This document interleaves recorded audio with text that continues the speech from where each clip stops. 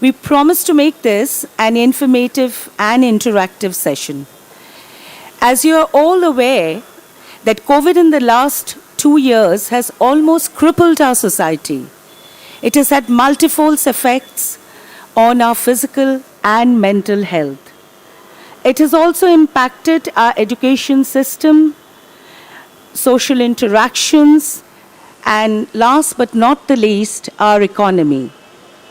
Today, our eminent panelists from various walks of life would explain to you these various effects or impacts that COVID has had, and would also share with you some strategies on how to cope with these impacts, and will show you a way forward. So without further ado, let me invite President of Calcutta Club, Mr. Indranil Ghosh, along with Chairman Health and Wellness, Dr. Abhijit Ghosh, to kindly accompany our Honorable British Deputy High Commissioner, Mr. Nicholas Lowe, on stage, please.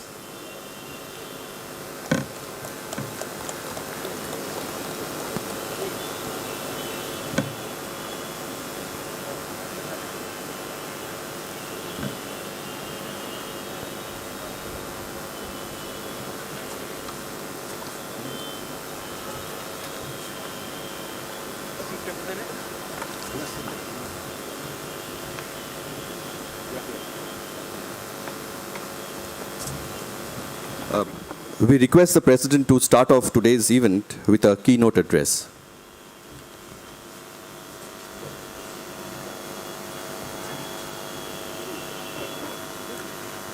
Guest of honor, Mr. Nicholas Lowe, British Deputy High Commissioner, Calcutta.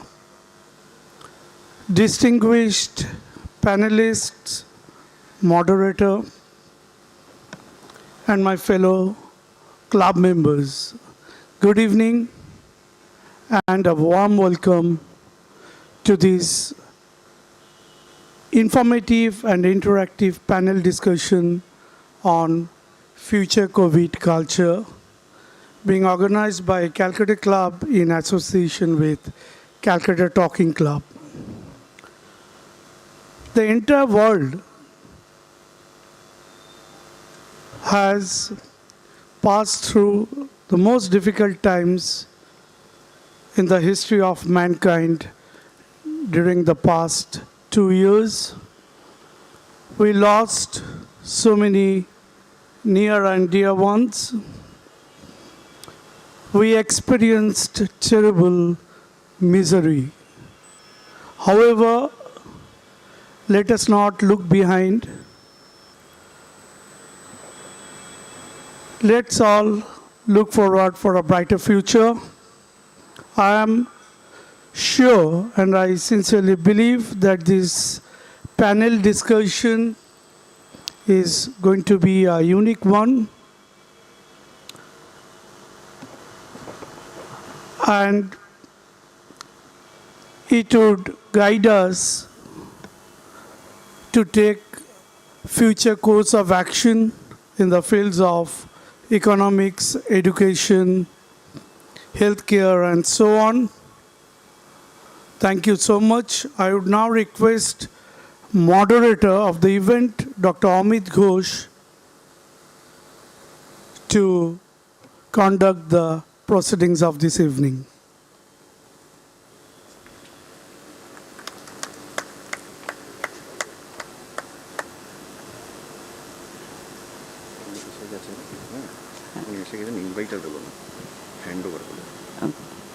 Thank you very much, Mr. Indranil Ghosh, our President, for his kind words. We also take this opportunity to welcome among us Mrs. Lowe. Now we would like to invite or hand over the session to our moderator, Dr. Amit Ghosh, who would introduce all the panelists and would start the session. Thank you. Thank you.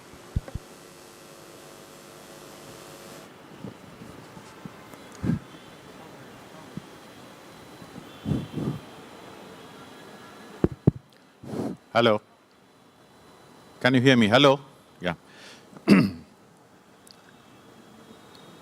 Good evening and welcome to this evening. This has been the first of its kind after, I would say, many months and many years. I'm qualified to say that because we're into the third year of being homebound. I must first of all thank Calcutta Club and Calcutta Talking Club to have given this opportunity to gather together, let alone the content of this evening's seminar. First of all, I will take this opportunity to thank the British Deputy High Commissioner, Mr. Nick Lowe, who happens to be a friend of Calcutta, not only a friend of a particular individual,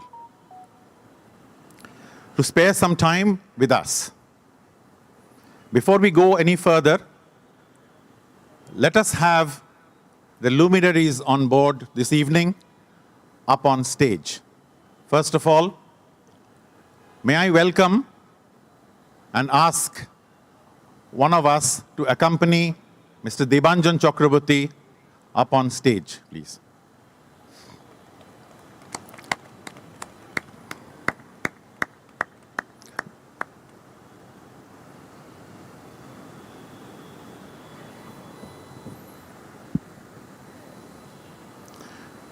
Thank you, Debanjan. Again, a very familiar face. The Director East and Northeast of the British Council, very much a Calcutta boy, with the background of Ramakrishna Mission, with the background of studying in English and teaching in English. He ventured abroad to spend a lot of time in Reading, United Kingdom. And we are lucky enough that we have got him this evening to talk about the future of education. May I now also call upon Mr. Abhirup Sarkar, a very known face in Calcutta, who is an economist of some reckoning,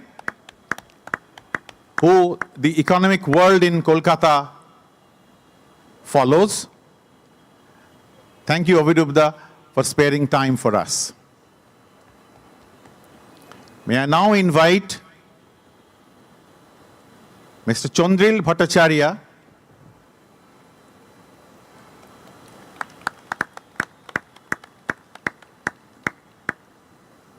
I think the evening is waiting for him. The less said, the better. Just for the sake of formality, he's a lyricist, a poet, a director, a composer.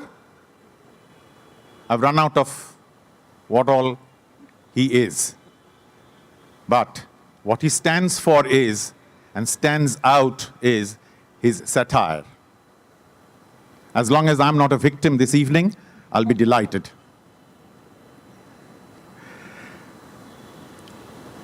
We've got a beautiful lady amongst us, and when you see her, you will find it difficult to believe. Dr. Shushmita Rayachudri, if I can welcome you on stage. For the last 2.5 years, she has been the captain of COVID warriors. She has been the advisor to the entire medical fraternity, and has so many success stories in Calcutta, I cannot enumerate. So many grateful patients, so many grateful families. Kudos to Shushmita. Welcome, Shushmita.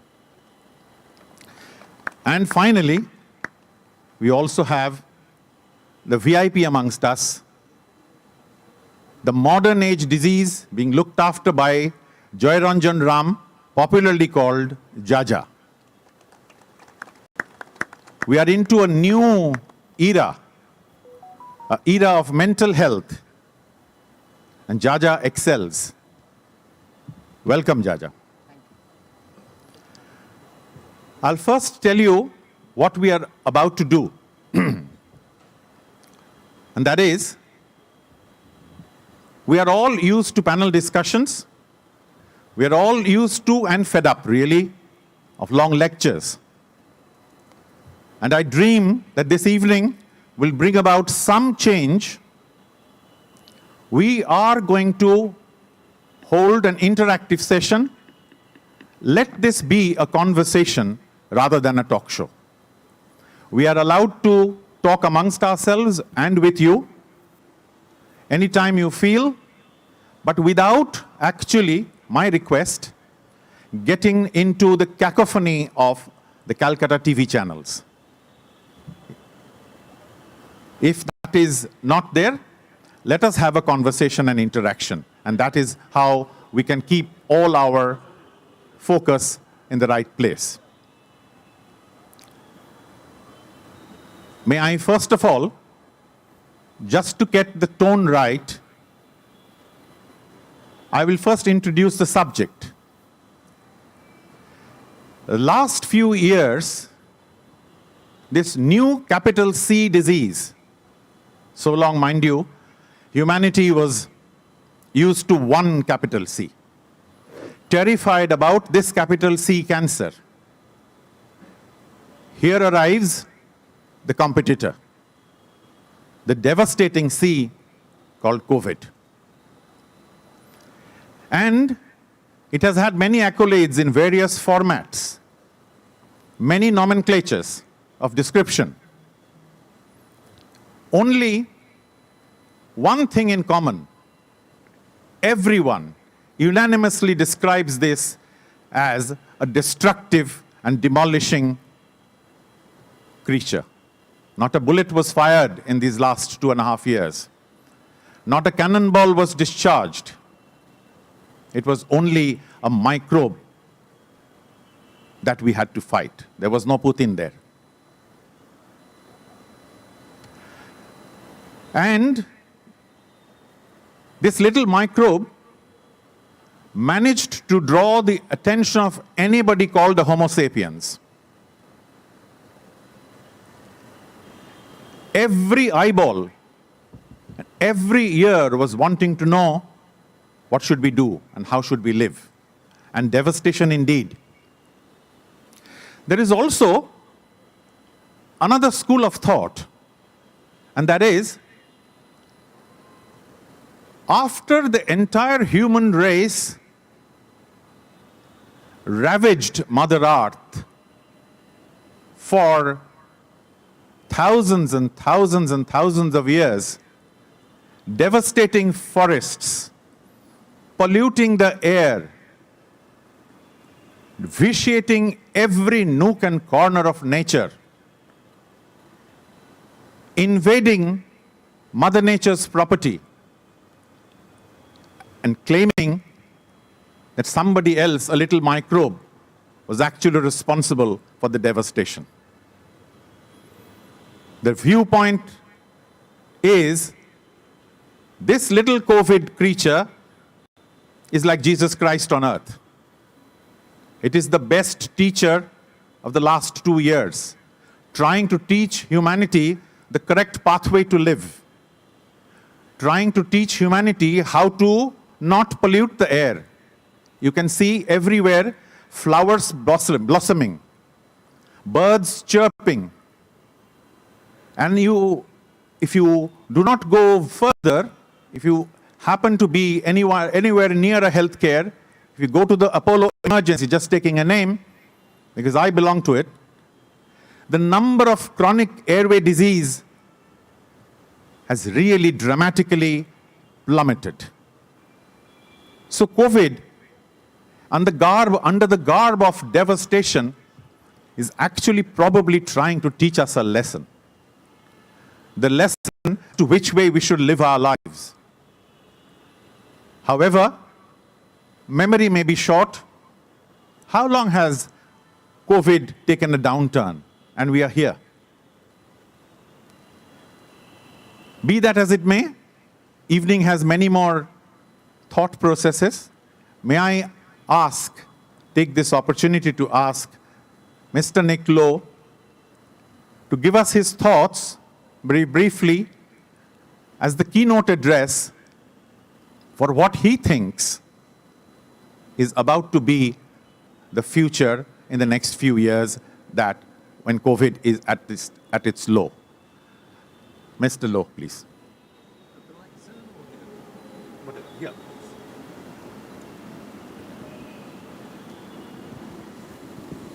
Ahmed, so I am spared the Namaskar, Namaste, Assalamu Alaikum. Good evening, everyone. I'm very honoured to be here with you this evening and to call you all out by name. I'm spared that. Okay. Can I say up front, and actually, I do bid you all a very good evening and thank you for coming. And it really is an honour to be here. And thank you for everyone connected with the Calcutta Club for inviting me. Unbelievable. 2 years, 4 months in your fair city, the city of joy. And this is the first time that I've been here. I've been called out various times as the British Deputy High Commissioner this evening. And it is a role that I cannot deny. It's what I do, it's who I am, but it's not why I'm here tonight. Any thoughts that I give you will be purely my own and do not reflect UK government policy.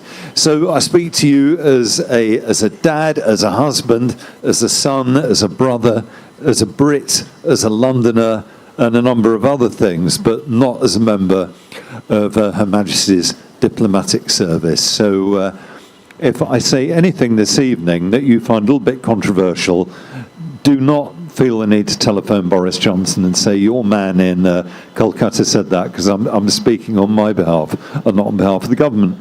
Sadly, 70% of you will have suffered deteriorating eyesight since the pandemic began, or certainly if you're a Brit we will. That's what we reckon the stats are in Britain. So forgive me if I stick my glasses on to look at a couple of bits of paper I've got in front of me. I would not have needed to do this 2 years ago, but I'm afraid Father Time has caught up with me. I mean, look, some of you, some of the older members of the audience may just remember a Hollywood movie called Wayne's World. It's probably about 45 years old, where the eponymous Wayne is a would-be rock star.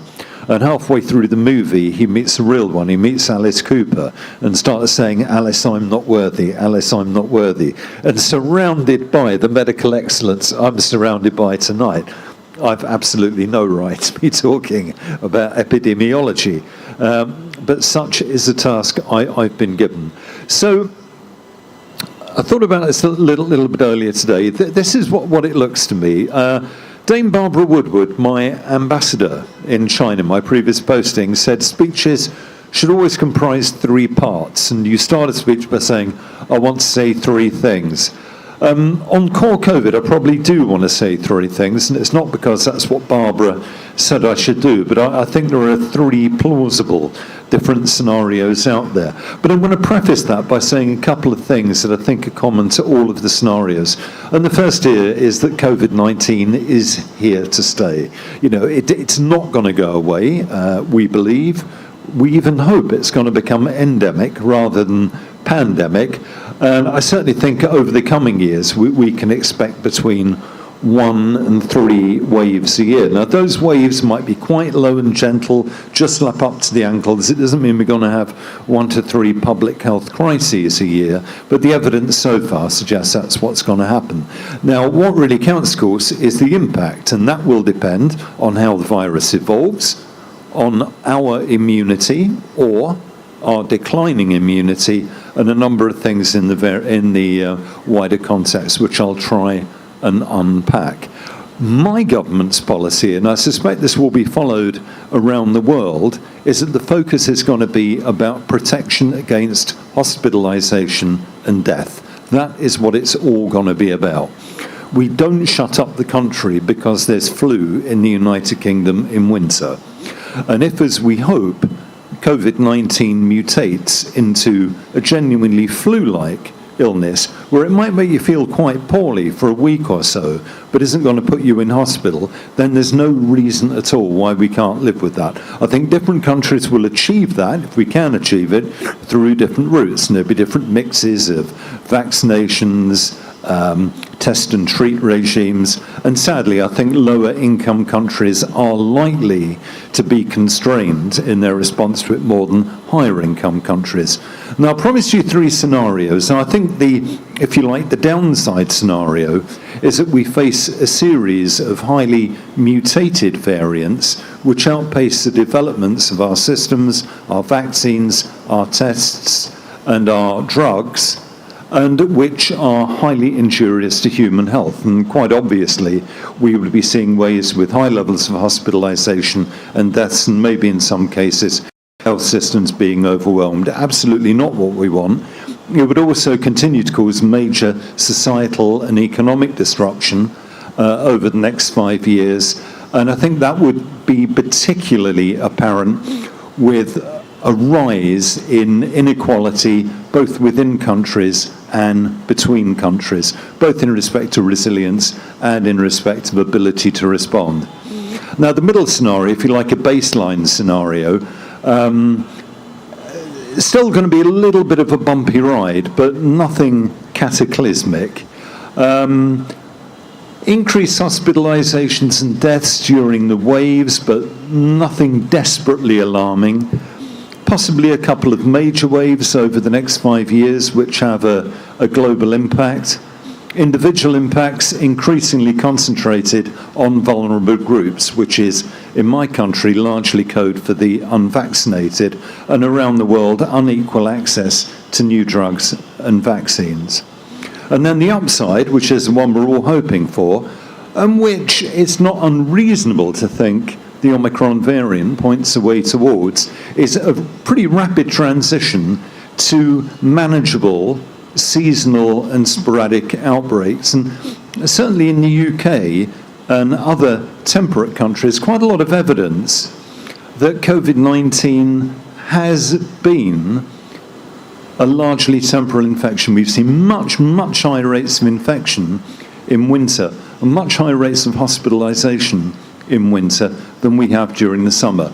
Some of that may simply be the way people act. You know, in my country, no one in their right mind spends large amounts of time out of doors in the winter. It's too damn cold to do it. But in summer, we do spend lots and lots of time outside, and the evidence is that it's harder to catch COVID when you're outside. Under that upside scenario, countries will increasingly manage COVID-19 within their existing health system capacity. Omicron could be the last very serious variant that causes major global disruption, although not the last variant. And with a little bit of luck, we may be able to declare the pandemic over by the end of this year or early next year, with future outbreaks being very manageable. I'm going to, before moving on to something else, let me give you some key takeaways from that. Some of the variants are outside our control, but we can make the upside more likely by the choices we take. And for me and for my government, absolutely number one is getting the planet vaccinated. Because if we don't, and I think there are only 2 countries in the whole of Africa that at the moment have got 70% vaccination rates amongst their population, we are going to create variant laboratories. And there will be new variants, and that's where we can expect them to come from. And we, the international community, UK and India working very closely on this, more Covishield has gone into arms around the world than any other vaccine. And that's been because of what the government of India has done with the government of the United Kingdom. Wouldn't have happened otherwise. But we can't afford to take our eyes off that ball. Omicron, interestingly, in my opinion, strengthens the plausibility of both the upside and the downside scenario. Now, what do I mean by that? Downside scenario, because Omicron is very different from previous variants. Highly, highly mutated. Much more so than I think anyone thought. But the upside scenario is that all the clinical evidence now points to it being much less dangerous. And it is something that, by and large, we can live with. And hence my country's big policy shift towards living with COVID. Another takeaway is the high heterogeneity between and within countries. And nowhere does that apply more obviously than in the field of economics. And moving slightly away from COVID, I think sadly it's going to be absolutely clear we're going to see a series of sovereign debt defaults over the coming year, which at times are going to look fairly chaotic. And debt is going to be a major issue for economies around the world, and particularly in developing countries. And once again, the rich countries are going to have to step up to the plate and help manage that. COVID-19 impacts are both driven by and will exacerbate existing inequalities. And personally, I fear for the Sustainable Development Goals. We were just about on track to meet them. For those not aware, the Sustainable Development Goals are United Nations commitments that pretty much the entire international community has signed up for. They're very wide-ranging. There are 17 of them, but if you remember just one, it's about eliminating poverty. And that is looking very, very tough now in the wake of COVID. And the last one, and I'm just going to say a few words on this before I, thank goodness, I hand the microphone back to you, is that COVID is going to play into a lot of other long-term trends in global geopolitics. And I'm just going to run the ruler over these few. And again, this is very much as it seems to Nick. It's not necessarily my government's view, but all the existing problems the world had haven't gone away because of COVID. We may often have taken our eyes off of them, although I suspect my country and India haven't done so, but they're still out there. And the obvious one, and I say this as the country with the presidency of the world's most unfriendly acronym, the UNFCCC, United Nations Framework Convention on Climate Change, Conference of Parties. Think Glasgow, think November, think COP26. Presidency, not the end of our presidency. So we're in the front line trying to achieve global consensus for really tough action against climate change until we hand over the baton to Egypt at the Sharm el-Sheikh COP27 in November of this year. Climate change, as you'll have seen, as all of us will have seen, we're all feeling the effects of climate change, is an existential threat to us all in a way that COVID really isn't. If we don't get this right in the next 2 or 3 years, we will do irreparable, okay, dictionary definition of irreparable, that cannot be repaired. We will do irreparable damage to our planet. And it's why we've been banging on and on and on about keeping 1.5 alive. Like COVID, climate change is out there.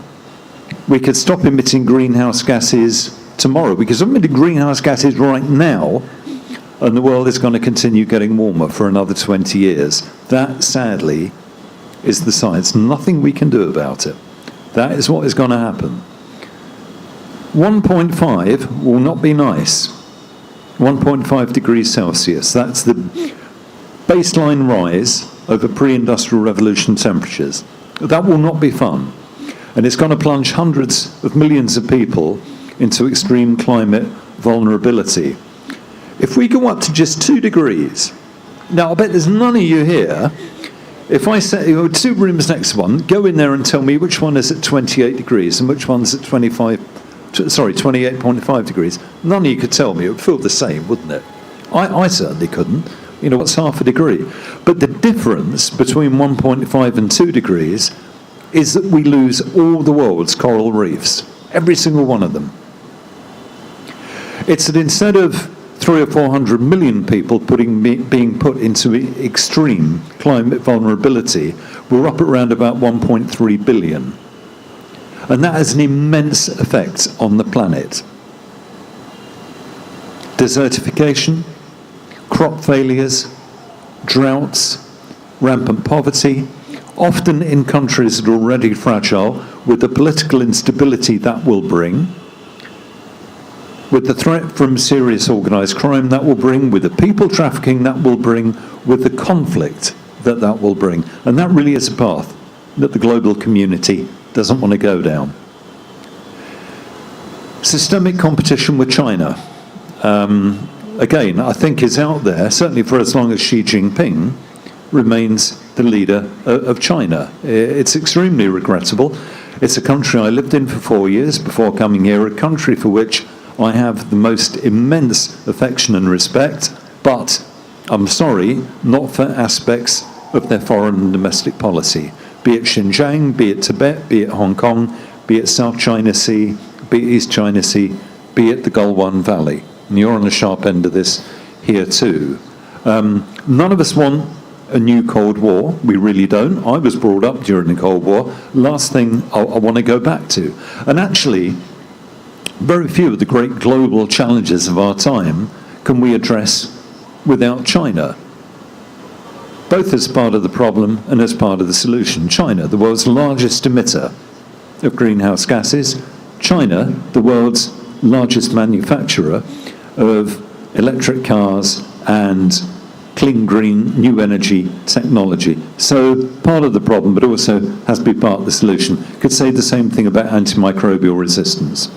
Just moving on very quickly, the other two big things that I think are going to characterize the coming years. The first one is very much linked to China, and this is the ongoing importance of, and securitization, as us diplomats call it, of the Indo-Pacific region. Securitization means, if you like, militarization or the injection of defense equipment. And very clearly, China wishes to expand its influence in the Indo-Pacific region, and it makes a lot of countries, including my host country, nervous. And that's one of the reasons why the Quad, the group of 4 countries that embodies India, the United States, Australia and Japan, is increasing in importance. And it's also a factor behind the increasing defence and security cooperation between my country and India. The last one I'm going to mention is rapid technological advances, for good and for bad. Personally, I think we're going to see some extraordinary advances in medicine over the coming few years, and that will be an undoubted global good. But I think equally there is going to be some difficulties in that, and I think we are going to put global regimes that govern the internet, govern cybersecurity, govern artificial intelligence under a lot of stress, and we may well see the world fragmenting and China and Russia having one internet that looks very different from the internet that's going to be available in Europe, North America, and hopefully in India. I've had the mic for a long time, Amit. I'm going to give it back, but that's a very quick and rather ugly and dirty tour d'horizon of how the world looks to me. Thank you very much, Nick. So putting into perspective that we worry about pandemic, there are so many other things to worry about. Very good lateral thinking, but taking a cue from your last comment about technological advancement in healthcare and drug resistance. Let me just remind you all, including Shushmita, who's going to take this question now, none of the viral diseases so far that mankind has faced, only one we have been able to eradicate, smallpox. Everything else exists. We, as the entire humanity, have learned to live with it. We think we will also have to learn with COVID-19. One of the family members of COVID-19 we are already living with, influenza. So many people even today get killed, not only affected, killed by malaria, tuberculosis, poliomyelitis, cholera, typhoid is unthinkable. It runs into millions. So therefore, as one of my friends said, sarcastically or cynically, I don't know, says, we are a privileged generation. Why? 100 years ago, the human race faced pandemic, and we are privileged to face it again. Shushmita, what is the answer for the future? I know very well, each of the members of the Calcutta Club here in the crowd knows, you are not an astrologer. What do you think, looking into your crystal ball, tell me in a couple of minutes, what do you think is the future? Vaccination? Protection? What's the expectation? What is the future pathway? Thank you, Amita. Thank you, Calcutta Club, and everyone here for being to this talking show, if you like. But no, the last 26 months have been such that all of us have been in it together. And what we have all realized is that whenever we talked about COVID, all we talked about was how fit was one to face the infection. And all that we found was, did somebody have comorbidities? Was somebody of a certain age? And how fit was somebody when they contracted COVID? All this while we have been talking about, treating and investing in disease. I think the future forward, taking a cue from what all of us have gone through in the last 26 months, is to talk about investing in health. There's very little we do. We talk about having a really good meal, having a really good time, and going out for leisure activities, but very little do we talk about whether it is in schools or in colleges. And when we talk about our careers, is how fit are we?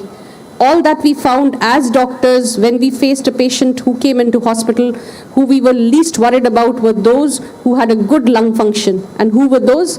Not the people who were eating really good food. They were the people who were walking up and down. They were the people who were eating home food, and those who were not obese.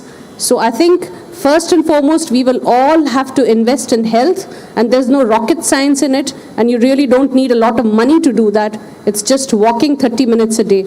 Secondly, vaccination, as you said, is definitely something that is the way forward for diseases which are viral infections, which are going to be many, many, many more than what we've seen just now. And the third thing is to try and take care of, if it's airborne diseases, as Amita said, as a pulmonologist, a number of patients coming in with asthma, coming in with acute infections and pneumonia have lessened significantly because of the use of mask. And when we talk about our country, tuberculosis is something we have to be really, really worried about. It's going to be another pandemic about it if we don't take care of it. And continuing to wear masks in some form, social distancing, and developing better sneeze hygienes and cough hygienes, if we like, especially because so many of us travel in buses and trains, not in our own cars. That is something to be. So invest in health, vaccinations, and in general, thinking health and not disease is going to help us. Thank you, Shushmita. Can I just ask you, vaccination, you've said, you're right. However ugly it might be, however undiplomatic it might sound, would we, as the fraternity of healthcare, own up to the fact that we need to make a humanitarian appeal to the pharma industry, the big pharmas, not to play politics and the rich and poor racist divide regarding vaccinations, and putting in money into the research of vaccines? Yes, absolutely. I agree with you. This is a universal, this has to be universal, this has to be free, if you like, if not free, as little as possible, because unless you vaccinate most people, none of us are free, none of us are safe. Of course. But the frustration is, United Kingdom, I'm not saying this because Nick is with us, has been one of the most successful nations in fast vaccination and prompt vaccination. Did that make a difference? See, definitely in the Omicron phase, what we found is people who were boosted were the people who had the mildest of disease. Correct, yeah. Number one. Here we are in our country where people have not even got their first dose, let alone the second dose. So the divide becomes so much more bigger because there is a country that Nick belongs to that can afford to vaccinate 3 times all its people. And here we are in a country where there are people who, A, are not able to get even their first, let alone the second dose of vaccine. And third, there is this social media that goes about showing, Correct. Yeah. things about what vaccination can do and cause neurological damage and damage. I will ask Chandril to comment on that. This is not your turn, Chandril, but can you tell us how irresponsible can media be? What is the control on the social? Was just one comment, and I'll come back to that in a big way. How much of a gloomy picture? How gloomier can you be? How hopeless can you be? How irresponsible can you be in the media? What's your view? এটা কি সূত্রে বলছেন বলুন? Social media is, excuse me, Nick, I think we will have to carry on in our vernacular language. What I mean is, social media or media in general has not shown us any hope. They were busy selling bad news. না, এটা একটা বড় আলোচনার বিষয়। ওটা টক করে একটা comment আমি বলে দিতে পারবো না। আর সোশ্যাল মিডিয়া আর এমনি মিডিয়ার মধ্যে জাতিগত তফাৎ আছে। সোশ্যাল মিডিয়ার কাজ হচ্ছে কতকগুলো দায়িত্বজ্ঞানহীন লোক যা ইচ্ছে লিখবে, কখনো বিপ্লব করবে, কখনো গালাগাল দেবে আর পটেটো চিপস খাবে। এইটার সঙ্গে যারা টিভিতে কথা বলছেন বা রেডিওতে কথা বলছেন তাদের দায়িত্ব মিলিয়ে দিলে হবে না। সোশ্যাল মিডিয়া আছে দায়িত্বজ্ঞানীদের একটা স্বর্গ হিসেবে এসছে এবং প্রসপার করছে। মানে আপনি বলছেন, you are saying that social media is irresponsible and the regular media is responsible. না, তা বলিনি। আমি বলছি যে সোশ্যাল মিডিয়ার কাছে রেসপন্সিবিলিটি আশা করাটা সোশ্যাল মিডিয়ার স্বভাবের বিরুদ্ধে কি একটা জিনিস আশা। Okay. Let us for the time being forget about social media. Do you think our media is responsible? একেবারে ইরেসপন্সিবল এটা আমি বলতে পারবো না, কারণ সত্যি সত্যি। Thank you. We'll stop it there. We'll pass on to a very important subject, Debanjan, education. We have seen how the young, the toddlers and the young generation, their spines have broken. 2.5 years of homebound life. 2.5 years of proliferation of the virtual platform business, if I may call it. Has the virtual platform of education benefited the little ones? Has it really done the job that it was supposed to do? Has it bridged the gap that COVID has created? And then I will pass on to the next comment. Thank you, Amida. And first of all, thank you for thinking of me to be part of this panel. Thank you, Calcutta Club and Calcutta Talking Circle. What's Talking Club? Thank you. As if Kolkata needed an excuse to talk. Just a few preliminary comments, I think, about the pandemic, about my own experience. I'd seen with great envy many of my friends, my colleagues, learn new skills such as make dalgona coffee or, do amazing, or learn Danish. But I spent much of the pandemic in great dread and thinking of the impending doom. Partly because of where I live, my house is very close to Imar Bangur Hospital. So all through the first, particularly the second, and then also the third wave, I've lived through this really scary sound of ambulance sirens all day, and particularly at night when it kind of surpasses everything. So it was really hellish to live through that. I've had three perspectives about the pandemic and education. One from my own professional perspective. For the British Council, I lead on the UK's education and cultural work here in this part of the country. My wife is a senior academic, teaches English literature in Sri Shikshatan College. So I've seen how she has adapted and been affected by the pandemic at the level of higher education. And my 14-year-old daughter, 16 now, how she was affected by the pandemic. I collect proverbs and sayings in various languages, some of them very rude, taught by my Thakuma, which I'll not repeat here. But I'll restrict my responses to 3 of these proverbs. The first proverb, which is applicable to this question, is this so-called Chinese curse. May you live in interesting times. It's not a Chinese curse. It was adapted by Joseph Chamberlain, the 19th century British politician. He ascribed it to a Chinese saying, but my research shows that it's not a Chinese curse. But may you live in interesting times. I think COVID is an absolute example of living through interesting times. Coming back to the specifics of the education question, how has it affected education? I think there are positives and negatives. Let me dwell very briefly on the positive. For those of us who have been in education, especially in the domains of policy making, we have been talking about a great new revolution of digital technology for the last decade, and that time never seemed to arrive. But somehow COVID really pushed the whole grand dream of digital education and education technology, or EdTech, over the precipice. We don't know whether this thing will crash or will take wings and fly.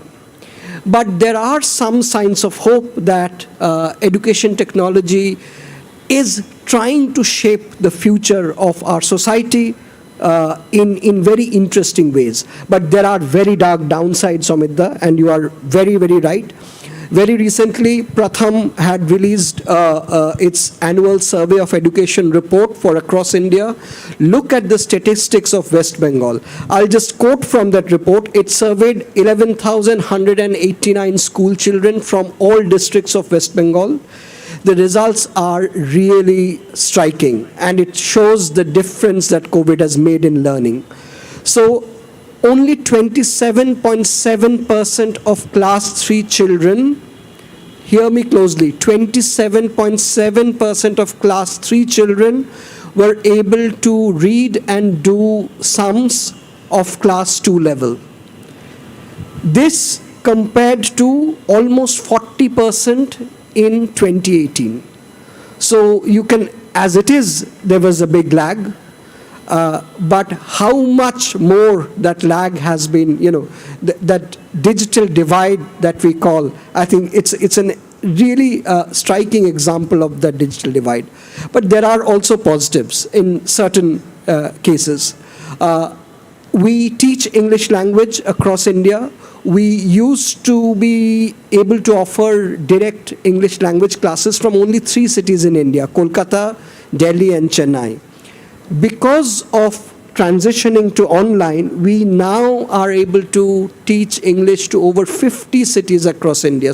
Learners from 50 cities, many of them from Tier 2 and Tier 3 cities. Just yes. Interestingly, because I agree, you've reached out to 50 cities. Are you creating a rural a metropolis divide? Actually, just the reverse. We were only in metropolitan cities. Now we are reaching out to Tier 2 and Tier 3 cities. Tier 3 cities are, are on the cusp of, rural and urban.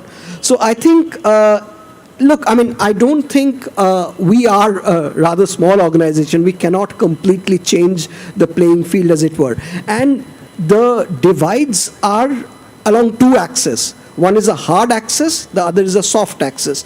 The hard axis is about, whether you have the devices, whether you have the cable network, whether you have the bandwidth. Those are the harder issues. But the softer issues are the more difficult to change. Do we have teachers skilled to teach online? Have the learners got the skills to learn online? I think that is the more difficult part of the riddle to solve. It is relatively easy to solve the harder aspects of the digital question. It's a lot more difficult. It takes a lot more time and investment to resolve the softer aspects of this question. Yes, but I have but yes, on that note, if you say that digital penetration is something, it's a matter of time. If future pandemics strike us, maybe we will be in a better shape. But don't you think, as an educator, particularly in the school levels, learning is beyond virtual reality? There are skills of connecting with peers, connecting with teachers. There is a lot more to learning in a school than curricular activity, which is didactic teaching across virtual platforms. I totally and completely agree. This would have been my second proverb, which is now actually a Chinese proverb, which is if you run, you reach somewhere faster, but if you walk with a friend, you go much further. Now, I'll come back to that proverb a little later, but on that particular question, I think education has a much greater social purpose. It, the amount of badmashi I did in school and in college and in university is my great learning from my education days. The knowledge bit would have come in any case, but the fun and some of the unsocial things I did were the real learnings from my own education days. So I think the opportunity that education, in-person education, offline education gives to young people to learn from mistakes is something that I think online education doesn't quite allow, except in the domain of knowledge. But knowledge acquisition is not the only purpose of education. Thank you for agreeing. I think that is an important angle that we all apprehend in case we get recurrent pandemics in the future, and I would not rule that out. Changing subjects, what this pandemic has done to the economy of the world is alarming. It is, in one word, devastating for each and every corner of the world. Unemployment is at its highest everywhere. Supply chains destroyed. But that's one part of the story. Rakesh Jhunjhunwala type people who are the doyens of optimism in your share market, which we as petty doctors understand poor little, seems to be so upbeat about, and we can see with our own eyes, the really rising stock market. At the same time, we feel, being healthcare workers, we feel what devastation the middle class and the poor people are struggling because they have no money in hand, let alone employment. Rakesh Jhunjhunwala thinks days are changing. India is rocketing. The stock market is going to be increasing day by day. 8 crores of demat accounts during the pandemic, new demat accounts. He asks the question, 89 lakh adults, where are the rest of the 80 lakh demat accounts? Abhirubda, where is the truth? Educate us. Yeah. Before I talk about the economy, let me just comment a little bit on what Debanjan Babu was saying. I'm a little bit skeptical about digital education at this point of time. You see, I was just looking at the figures. How many people have internet connection in our country? And it turns out that this is a report by Terry, which came out in July 2021, which is pretty recent. About 65 internet connections per 100 people, which is pretty impressive. And of course, there is a rural-urban divide. 105 connections per 100 people in the urban areas, and 38 per 100 in the rural areas. That's fine. That looks fine. But then if you just look into it, 97% of these connections are coming through mobile phones. So the question is whether people or students can use mobile phones for their education. Then we have to look at Pratham's, another survey that they undertook. They came up with the result that in the rural areas, half of the households didn't have a smartphone. And of the remaining, 32% didn't make it available for their kids for education. So that is the, state of things. So one can hardly talk about, online education, at least in the rural areas. That is one thing. And the other thing is that I've been teaching online for the last 2 years. And I teach in an institution which is supposed to be, our students are supposed to be good, Indian Statistical Institute. But then I realized that they were not listening, they were just not there. They had unmuted themselves, the video was off, and they were just not there. So I stopped teaching online, and I told them that I will start teaching when, I can teach offline. And now we have started teaching offline. So, yeah, there is, it cannot be a substitute. Online, education cannot be a substitute. Yeah, can please. I quickly respond to your first point? Yeah. I completely agree with you in the here and now about what education technology can do and cannot do. And as I've said that the challenges in resolving the harder issues of getting the device across is a resolvable issue through public-private partnerships, through government interventions, and the government, many state governments and the central government have done quite a bit towards getting these devices. The answer to the mobile phone handset question is a resounding yes, because this is the device of the future. These will become smaller. I think there's no doubt about that. But what you mentioned in your second point about teaching and learning is exactly what's happened at home. I've seen my daughter do the same thing. I have often muted my office meetings and read other things. So, I mean, I think this is how we are adapting and evolving. So, I think this will continue. I don't think we have a choice in that matter, is all I'm saying. So let me just quickly try to answer your question. You see, here is the puzzle. The stock market is doing very well. Of late, it's going down a little bit because of the possibility of a war and increasing price, oil price, and so on. But apart from that, it was doing very well. But at the same time, the economy was in a devastating condition. So how do we reconcile? See, the point is that all sectors were not doing badly. For example, people who were supplying medical goods, companies, they were doing well. People who were related to, sort of computers and all sorts of online supplies, they were doing well. And when you calculate the Sensex, for example, or the Nifty, you take the best 30 companies, and it's not fixed, it changes.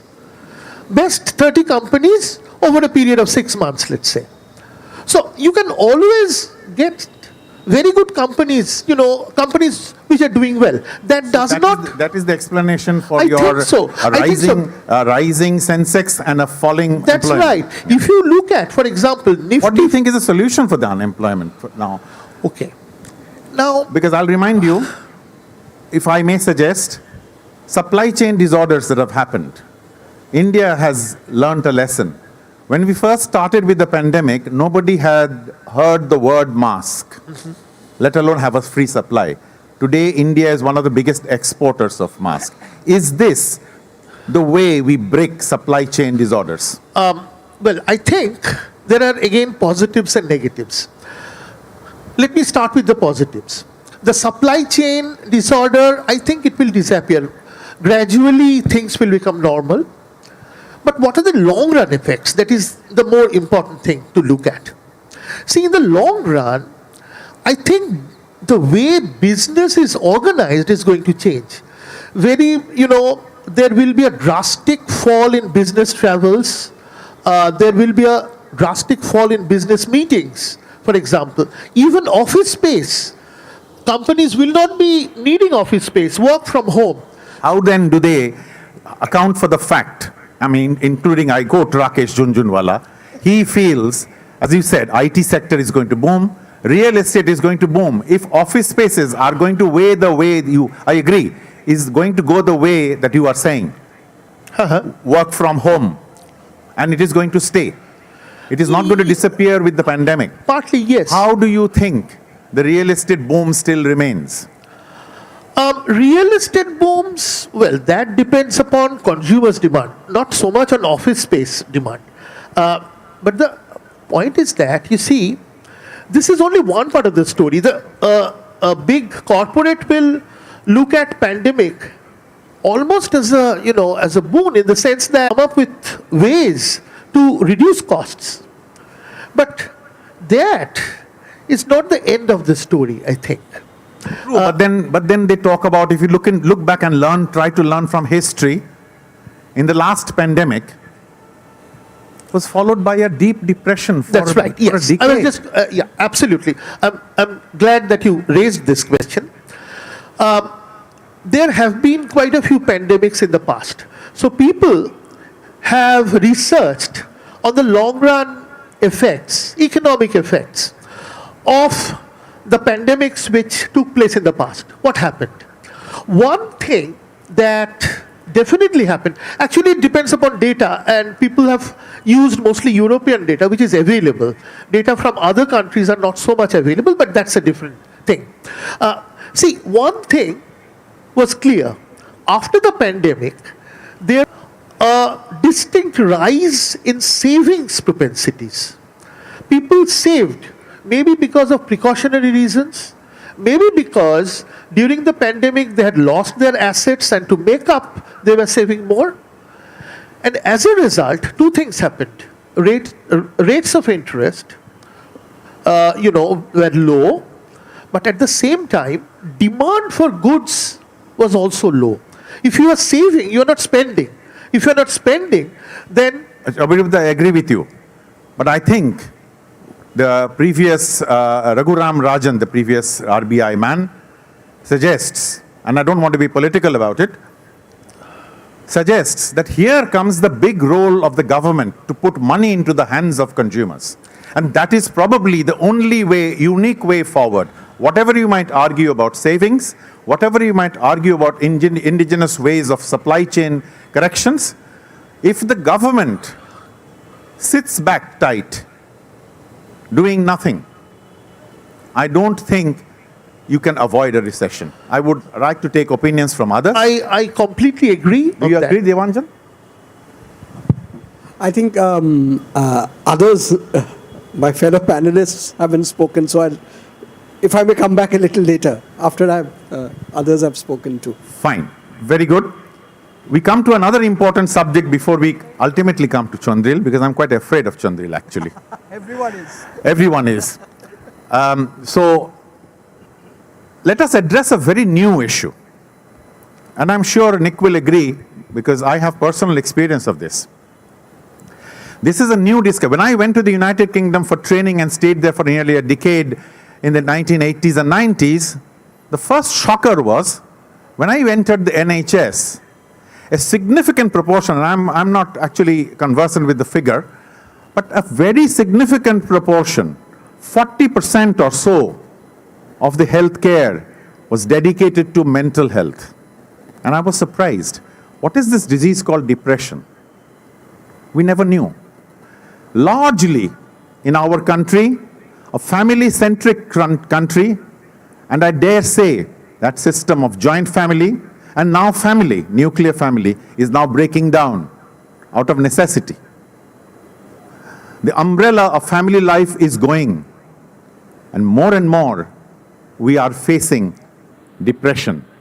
Pandemic has discovered another thing, and unemployment generated anxiety disorder. The Lancet says, and Jaja will be able to comment on this definitely, international figure says anxiety and depression internationally has touched a high, which is around the figure of 25% increase.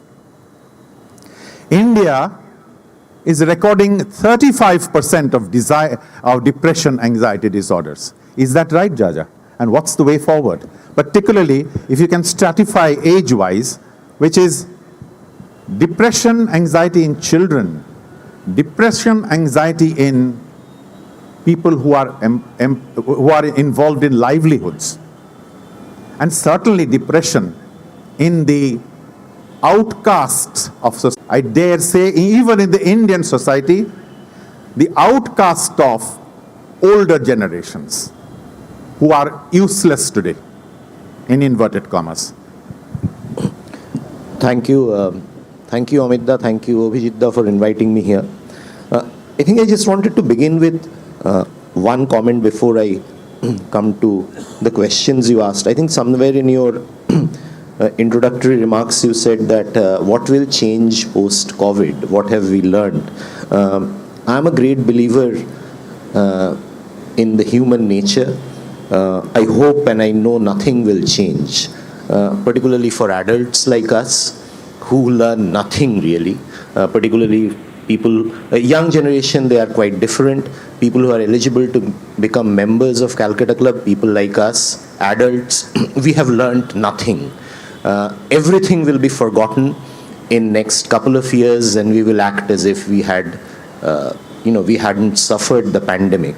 So, in summary, I'm not hugely optimistic whether it will have a lasting impact on our behavior and our thinking, because I think memory is very short. I think coming back to specifically the question of how it has affected us, I think no family, no single individual has been untouched. My main area of work and interest is with children. I would like to specify a couple of points, and also I would like to request all members who are present to be mindful about it.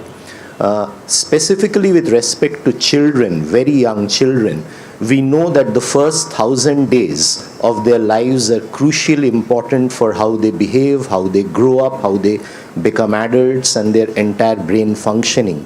Now imagine a 3 or a 4-year-old child who has been completely homebound. Their parents are working from home. They have been living in an environment where they are unable to go out and mingle. So therefore, the neuronal network, which is the basis of future behavior, future learning, future social skills, is like a plant which grows in a desert. And the impact of it will be lifelong. So therefore, for children who have been under 5s, we are seeing a huge amount, a disproportionate number of developmental disorders, learning delays. I am seeing children who have forgotten how to hold a pen or a pencil because they have been tapping on keyboards. We have been seeing children who have just forgotten what they have learned over the last 7 or 8 years of their schooling. This is with respect to, specifically with respect to under 5s, under 8s. And I want to mention, I think one of the unsung heroes of the pandemic, apart from the frontline workers, whom we have not acknowledged enough, are the teachers. However much we say about, there are a plethora of complaints about online education, but it was thrust upon them, and many of them raised to that challenge for which they were not trained. And I think we must acknowledge the humongous task they did with so poor training, so poor resources, and they stuck on really. And I personally feel that the teachers have been the unsung hero of the pandemic. Coming back to the elderly population, I will just tell you a story about a very senior elder colleague of ours. His wife had always been complaining. He's actually, Abhijitda would know, he's a very senior colleague from our college. He retired at the age of 72 because he said that I have worked enough, my children are grown up, and now I want to travel with my wife, who always had been complaining that you haven't been kind of taking me anywhere and all that stuff. So they planned international trips. and just then the pandemic stuck. And for next 2.5 years, he lost a large number of friends, he lost his wife, and for someone who is at worked throughout, have been kind of struggling hard, taking away 2 or 3 years of their lives from the population who are elderly is such a huge disappointment. And the grief, the sadness, the aloneness in their minds is something which we really, actually, it's very, very difficult for us to fathom. Being completely stuck at home, being completely dependent on technology to build stuff. I saw my mother-in-law, who has been extremely, able. She was just at a loss regarding not being able to go to the bank, not being able to order things. And just imagine the number of people who have suffered like this. So I think my request will be to be more mindful about the elderly, how they have suffered, and individually as kind of adults, and our civic duty is to be mindful about the children, whose effect actually we will be seeing in next 5 to 7 years.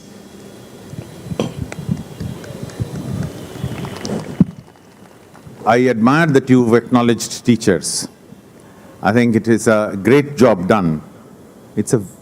But I do also admit the question that I asked you has actually no answers. Because unlike what I saw and experienced in the United Kingdom of the government taking social responsibilities, we have nobody to take responsibilities. And therefore, retirement was always a problem in India as long as we have destroyed the family infrastructure. Pandemic has accelerated the process of destruction of families, and I shudder to think what will happen to us when we retire. That is a concern, a voice of concern that I wanted to raise, and I think, I pity you. I don't think there is any answer to this.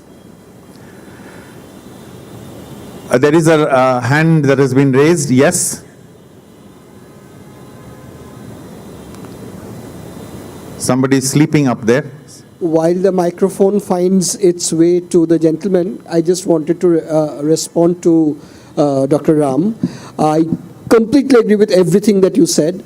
And just look at the amount of scams for the elderly that has increased because of the use of technology.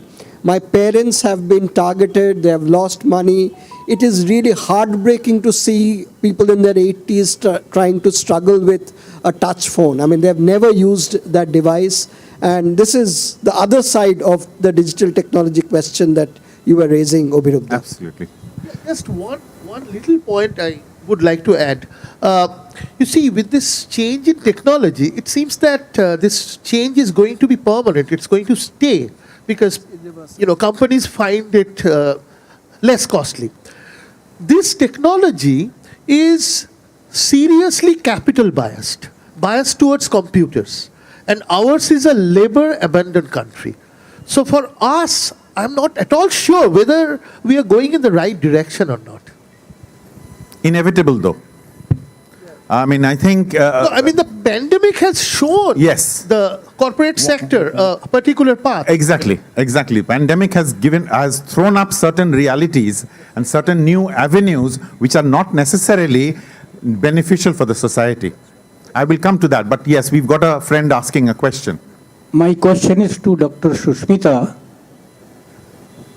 See, when this started, we had first vaccine, then the second vaccine, then the third one.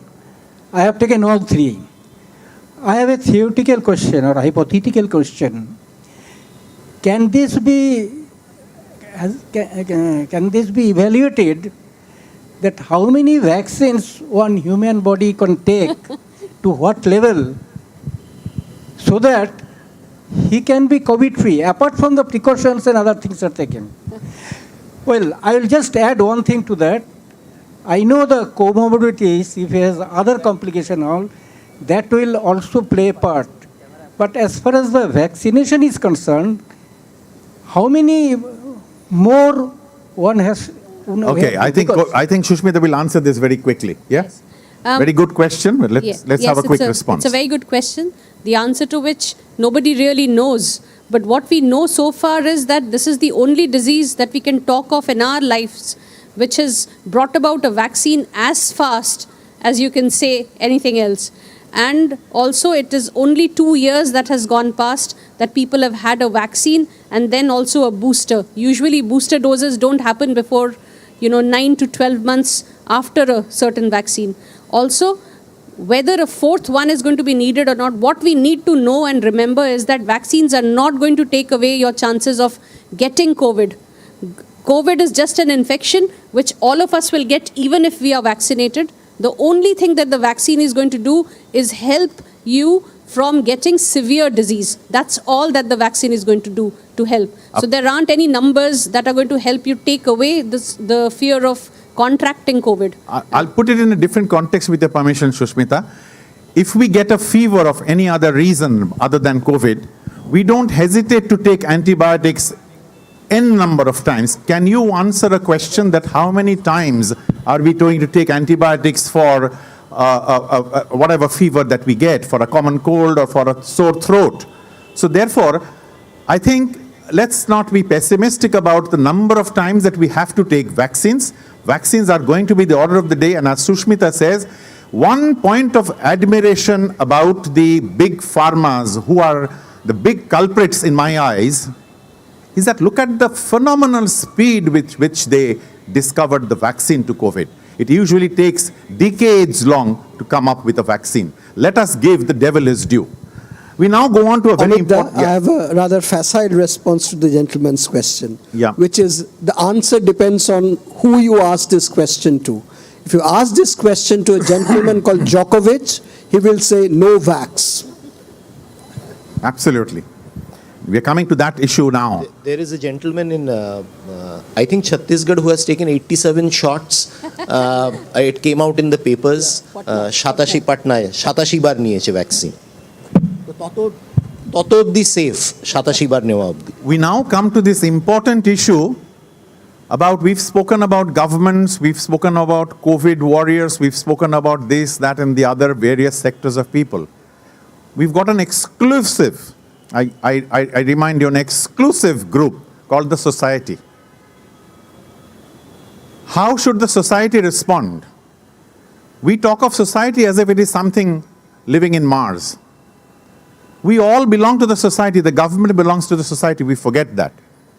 I was talking to Chandril the other day.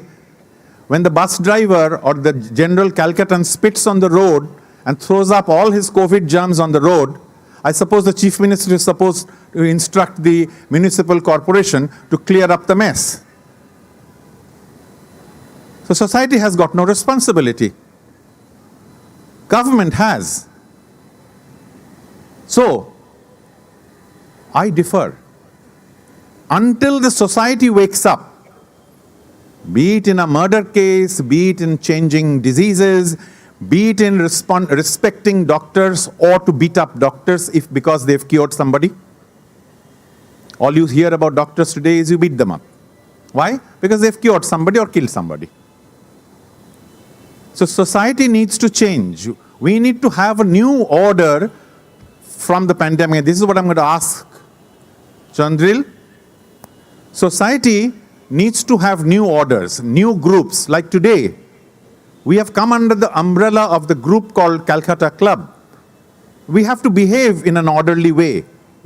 We did not do, weather permitting, we did not do this little gathering inside air-conditioned halls. We put a limit to the number of people participating. We have tried to promote masks as much as possible. So the culture has to change. The group culture, when we mix, is a culture of social distancing but remaining connected. How do we do that? That's my first question. Before Chandril completely devastates me, let me stop here and let him answer, and then I will go on to my next question to him. Well, thank you, Amitda. First, I would like to apologize to anybody who doesn't understand Bangla because I am going to speak in Bangla. The pandemic period has changed Mr. Nick Lowe's eyesight and has taught Debanjan's friend Danish, but it couldn't alter my linguistic skills, and I am very poor at spoken English, and so I'm going to speak in Bangla.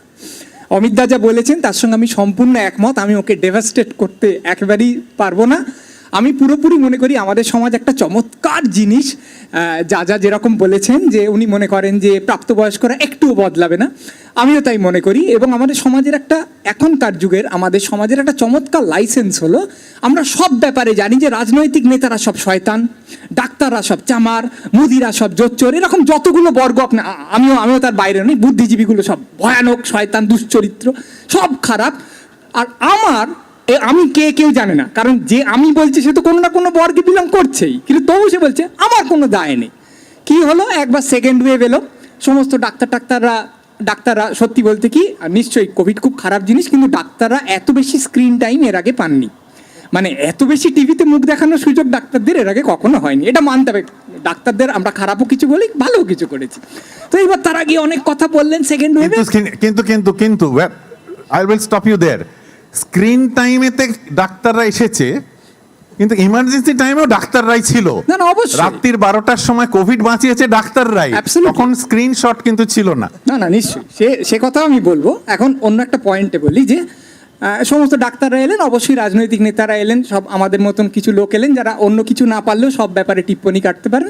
সবাই কি বললেন, তারা বললেন যে এই রাজনৈতিক নেতারা দেখেছো এর মধ্যে ভোট করে দিল, এই ভোটের জন্যই তো আজকে এইরকম সেকেন্ড ওয়েভ হলো, আর এর কোনো মানে হয় এরকম করে কুম্ভ মেলাটা করার? এই কি ধর্মের দরকার ছিল? কোনো রাজনৈতিক নেতাদের কোনো আক্কেল নেই, তারা কি একবার বলতে পারলো না যে এটা করিস না? তোমার রাজনৈতিক নেতারা বিরাট ভিলেন। আর রাজনৈতিক নেতারা একটা মুশকিল হচ্ছে, যদি পৃথিবীতে এরকম কোনো মিরাকেল ঘটে একদম সৎ রাজনৈতিক নেতা, ইটস আ প্যারাডক্স, আমি জানি, তো হয়তো হতেই তো পারে, যদি হয় যেন মানব দরদি রাজনৈতিক নেতা যদি হনও, কেউ বিশ্বাস করবে না তার কথা, তাকে বলে সোজা আপনি মিরাক্কেলে গিয়ে হাসান, আপনি বলবেন না আপনি সৎ, এরকম হয়ে গেছে। সবাই দোষ দিল, ভালো কথা, সমস্ত দোষ হলো, পাবলিক সমস্ত জায়গায় বললো যে রাজনৈতিক নেতারা আমাদের সর্বনাশ করেছে, আমাদের সেকেন্ড ওয়েভ হয়েছে, আমাদের ভোটটা করার দরকার ছিল না, মিছিল মিটিং, যেন সমস্ত সাধারণ মানুষকে রাজনৈতিক নেতারা কোলে করে নিয়ে চলে গেছে, বলে আমি কিন্তু তোমার মিছিলে আসতে বলছি না, আমি তোমার দড়ি দিয়ে বেঁধে নিয়ে চলে যাচ্ছি, তা নয়। সমস্ত লোকেরা স্বেচ্ছায় গেছে, এমনকি সিপিএম ব্রিগেডে মিটিং ডেকেছে, তা অবধি হাউসফুল হয়েছে, এইরকমভাবে লোকে ভিড় বাড়িয়েছে, পাগলের মতো ভিড়, সমস্ত জায়গায় হই, সেই সব কিছুই নাকি সাধারণ মানুষকে তার কোনো দায় নেই, সমস্ত দড়ি দড়া বেঁধে রাজনৈতিক নেতারা নিয়ে চলে গেছেন। কুম্ভ মেলায় কোনো পুণ্যার্থী এমনি যাননি, তাদের সবাইকে গিয়ে সরকার থেকে চুবিয়ে দেওয়া হয়েছে। এখন ঘটনা হলো এই যে আমরা এমনি সময় বলবো এটা একটা গণতন্ত্র, সরকারের কোনো অধিকার নেই আমাকে ডিকটেট করার, সরকার শুধুমাত্র আমাকে একটা কিছু সাজেস্ট করতে পারেন, একটা কিছু অনুরোধ করতে পারেন। আর যখন একটা প্যান্ডেমিক বাড়বে তখন আমি বলবো, মা আমি তো একটা ছোট্ট ছেলে, আমি তো ললিপপ খাবোই, তুমি আমার থেকে লুকিয়ে নাওনি কেন? তুমি আমাকে জোর করে মেলা থেকে বহিষ্কার করোনি কেন? তুমি আমাকে বলোনি কেন এই আমি ভোট করছি কিন্তু তুই কিন্তু আসবি না? তা তো হয় না। সাধারণ মানুষের সম্পূর্ণ দায়িত্ব আছে, সে জেনে শুনে সমাবেশে গেছে, সে জেনে শুনে ভিড় বাড়িয়েছে, সে জেনে শুনে চায়ের দোকানে ভোটকে জিতবে তাই নিয়ে আলোচনা করেছে, সে জেনে শুনে না এটা হয় না, আমি পুণ্য সঞ্চয় করবো না, মরে গেলে মরে যাবো, কিন্তু আমার আত্মার যাতে কোভিড না হয় সেই জন্য এখন থেকে ইনভেস্ট করছি বলে কুম্ভ মেলায় গিয়ে নিজে চান করেছে। তারপর পলিটিশিয়ানদের দোষ দিলে হবে না। এই সমস্ত কিছু হওয়ার পর আমাদের এখানে ভোট হয়ে একটি নির্দিষ্ট দল জিতলো। তখন কি হলো, এতদিন তো সাধারণ মানুষ সমস্ত দায়িত্ববান যতগুলো সেক্টর আছে, ডাক্তার থেকে পলিটিশিয়ান থেকে সমস্ত লোক বলেছে যে পলিটিশিয়ানদের দোষ। এইবার যেই জেতা হলো তখন কি হলো, সঙ্গে সঙ্গে দেখা গেল যে দল জিতেছে তার সমর্থকরা পাগলের মতো, মাস্ক কোথায়, মাস্ক সে ছিঁড়ে ফেলে দিয়ে উন্মত্তের মতো সবাই জড়াজড়ি করে আবির খেলা, নাচ খেলা হবে, দুর্দান্ত ডিজে চালিয়ে নাচ শুরু হলো। এতে কোনো সন্দেহ নেই যে এই দল যদি না জিততো, অন্য দল জিততো, তার সমর্থকরা প্রিসাইজলি এক কাজ করতো, হ্যাঁ তখন খেলা হবে বাজানো হতো না, অন্য কিছু একটা বাজতো, কিন্তু নাচ এরকমই হতো, এরকমই জড়াজড়ি হতো এবং এরকমই সমাবেশ হতো, যাতে প্রমাণিত হলো যে এই যে প্রায় 1-1.5 মাস ধরে টেলিভিশনে বারবার বলা হলো দায়িত্বজ্ঞানহীন আচরণ করবেন না, দায়িত্বজ্ঞানহীন আচরণের জন্য একমাত্র দায়ী রাজনীতিবিদ যারা নিজেদের সংকীর্ণ স্বার্থের জন্য আপনাদের দায়িত্বজ্ঞানহীন আচরণ করতে বাধ্য করেছেন, তাদের সবাই তিরস্কার করলেন। করার পর যেই না রাজনৈতিক দলটা জিতলো, তাদের সমর্থকরা যারা সবাই নেসেসারি নিজেরা পলিটিশিয়ান নন, তারা প্রত্যেকে উন্মত্তের মতো সমস্ত কোভিড বিধি ভেঙে ভয়ঙ্কর রকম নাচানাচি জড়াজড়ি শুরু করে দিলেন। এতে প্রমাণিত হয় যে আবার ক্রিসমাস হলে তাতে ভিড় হবে, যে কোনো একটা জায়গায় যে কোনো পার্টি যখন হয় আমরা যাই, সবাই টক করে মাস্কটা খুলে ফেলে, হয় নাকি ভাই মাস্ক পরে থাকা যায় বলে খুলে ফেলি এবং তারপর আলোচনা করি, যাতে প্রমাণিত হয় অমিতদা যে বলছেন যে সাধারণ মানুষের, আমি মনে করি না তারা কখনো বদলাবে। অমিতদা বলছেন যে তারা কি করে নিজের ব্যবহারটা বদলাবে, আমি সত্যিই মনে করি না এই সমাজকে দেখে যে বদলাবে। সুস্মিতা কি সুন্দরভাবে বললেন যে আমাদের স্পিটিং এবং কাফিং হাইজিনটা যদি চেঞ্জ করা যায়, সোজা কথা হলো যেখানে দেখিব সেখানে থুতু ফেলিব বা থুতু ছড়াইব, এটা আমাদের ফিগারেটিভলি স্পিকিং আমাদের প্রায় প্রত্যেকের স্বভাব, আর ফিজিক্যালি অনেকের স্বভাব। তা এইটা আমাদের মধ্যে এমনভাবে ঢুকে গেছে যে আমরা যে মাস্ক পরবো না তার অনেকগুলো কারণ আছে, যে মাস্কটা পরলে আমাকে বাজে দেখায় বা আমার বিচ্ছিরি লাগে, মুখে একটা জিনিস পরে আছে, কিন্তু তার চেয়ে বড় কথা আমি যদি থুতু ফেলতে না পারি আমি বাঁচবো কি করে? মানে আমার ব্যক্তি স্বাধীনতা তুমি কেড়ে নিতে পারো না। এখন সত্যি নিউজিল্যান্ডে ব্যক্তি স্বাধীনতা নিয়ে আন্দোলন হতে পারে, কানাডায় ব্যক্তি স্বাধীনতা নিয়ে আন্দোলন হতে পারে, আমাদের এখানে কেন হবে না? থুতু ফেলার ব্যক্তি স্বাধীনতা আমাদের আছে। এই যে জিনিসগুলো, এগুলো সত্যি বদলানো আমাদের সমাজের পক্ষে খুব শক্ত। যদি আজকে একটা ভোজবাজি হয় আর কালকে দেখা যায় কোভিড চলে গেল, তাহলে আমি সম্পূর্ণ যার সঙ্গে একমত যে একেবারে ব্যাক টু স্কোয়ার ওয়ান কেন, মানে মাইনাস ওয়ান, একদম যা ছিল তাই হবে। আমরা হই হই করে আবার সব পলিউট করতে শুরু করবো, যেরকম ছিল সেরকম। আমরা কোনো রকম শিক্ষা আমরা পাবো না, এটাকে আমরা মনে করবো একটা দুঃস্বপ্ন ঘটেছিল, চলে গেছে, এখন উঠে পড়েছি, ঠিক আছে, আর কিছু নয়। কিন্তু এ কথা ঠিক যে ফোর্সড হব আমরা যদি কোভিডটা চলে, এবং আরও এরকম কিছু আছে, তো গ্রিক অ্যালফাবেট তো ফুরিয়ে যায়নি, অমিক্রন এটা আসবে, তারপর সেটা চলে গেলে ম্যান্ডারিন আসবে, সেরকম করে আর আমাদের অনেক কিছু নাম হবে। এই রকম নামের যখন পরপর সমস্ত আসতে থাকবে, আমরা বদলাতে চাই না, আমরা বদলাবো না, আমাদের মহাদোষ। এবং সবচেয়ে এটা বড় কথা, আমি যেটা মনে করি, অন্তত অমিতদাকে আমি এটা বলতে পারি যে we have to own up. মানে আরে সাধারণ মানুষ একটা সময় বলুক যে বাবা আমিও দোষী, এটা কি হয় নাকি যে যা ইচ্ছে তাই করবো, ঠিক কথা। কিন্তু এই প্যান্ডেমিক এসে কয়েকটা জিনিস করেছে যা সাধারণ মানুষের ব্যবহারকে পাল্টে দিয়েছে অনেক ক্ষেত্রে। ধরুন এত লোক হাফ প্যান্ট পরছে, আপনারা দেখেছেন কখনো? বাঙালি পুরুষ হাফ প্যান্ট পরে জীবন কাটিয়ে দিচ্ছে, মানে ফুল প্যান্টের সেল কমে গেছে। মানে এটা নিশ্চয়ই অভিরূপ দাও বলবে, নিশ্চয় ইকোনমিক্স একটা বড় একটা ব্যাপার। কাচতে হচ্ছে না অর্ধেক জিনিস, বাড়ি থেকে বেরোতে হচ্ছে না, তো এর সুবিধের কোনো তুলনা নেই। এবার সবচেয়ে বড় কথা, হাফ প্যান্টে যেমন জিনিসটা কমলো একটু পোশাকের ভার, মাস্কে এসে এটা একটা ভয়ঙ্কর জিনিস। একটা জিনিস সত্যি একটা পোশাক বেড়ে গেল, রোজ নিয়ে বেরোতে হবে এবং মুখে এরকম করে একটা লেগে থাকবে, ভয়ঙ্কর অস্বস্তিকর। অনেকে পড়ছেন, অনেকে পড়ছেন না, কিন্তু এটা একটা ভয়ঙ্কর ব্যাপার হলো, সেটা হচ্ছে লক্ষ লক্ষ বছর ধরে আমাদের যে প্রজাতি, আরেকটা মানুষের সঙ্গে তার যখন কোনো রকম ইন্টারাকশন হয়, সে তার মুখের নড়াচড়া, মুখের অভিব্যক্তি, মুখের পেশির সংকোচন বা প্রসারণ দেখে আন্দাজ করার চেষ্টা করে লোকটা কি বলছে। এই যে আমরা এখন কথা বলছি মাস্কটা সরিয়ে, তার প্রধান কারণ হচ্ছে আপনারা যখন কারোর কথা শোনেন আপনারা লিপ রিড করেন। সুবিধে হতো আমি যদি মাস্কটা পরে থাকতাম, অমিতাভ বচ্চনের একটা ক্যাসেট চালিয়ে দিলাম, হাত নাড়লেও আপনারা বললেন বা এটার ব্যারিটোন হয়েছে। কিন্তু যদি মাস্কটা পরে সত্যিই থাকি, কথা বলতে আপনার অস্বস্তি হবে। একটা লোক কথা বলছে, খুব সিরিয়াস টোনে কথা বলছে, কিন্তু আসলে ইয়ার্কি মারছে, আপনি কি করে বুঝতে পারছেন? তার মুখভঙ্গিটার দিকে তাকাচ্ছেন। একটা লোক আপনাকে বলছে আপনাকে ভালোবাসে, সে জেনুইন বাসে কি না এটা আপনি তার মুখের দিকে তাকিয়ে ভাবছেন। একটা লোক সাইকেল বিক্রির জন্য পিচ করছে, সেটা কত দূর আপনাকে ইমপ্রেস করছে নির্ভর করছে তার মুখের অভিব্যক্তির উপর। একটা লোকের মুখটা ঢাকা, সারাক্ষণ সে আপনার সঙ্গে কথা বলে যাচ্ছে, এটা আমাদের সোশ্যাল বিহেভিয়ারের একটা উন্মত্তের মতন পরিবর্তন, যা এই কোভিড আনলো। কিন্তু আশ্চর্য, মানুষের তো কোনো তুলনা হয় না, মানে মানুষ সব কিছুর সঙ্গে মানিয়ে নিতে পারে। আমরা জানি জেলখানা যাবজ্জীবন কারাদণ্ড হয়েছে, সেই লোকটাও নাটক করছে, হাসছে, গান গাইছে, জেলখানায় কতটা রোদ্দুর এসে পড়ে তাই নিয়ে ভাবছে, সে নিজেকে বদলে ফেলতে পারে।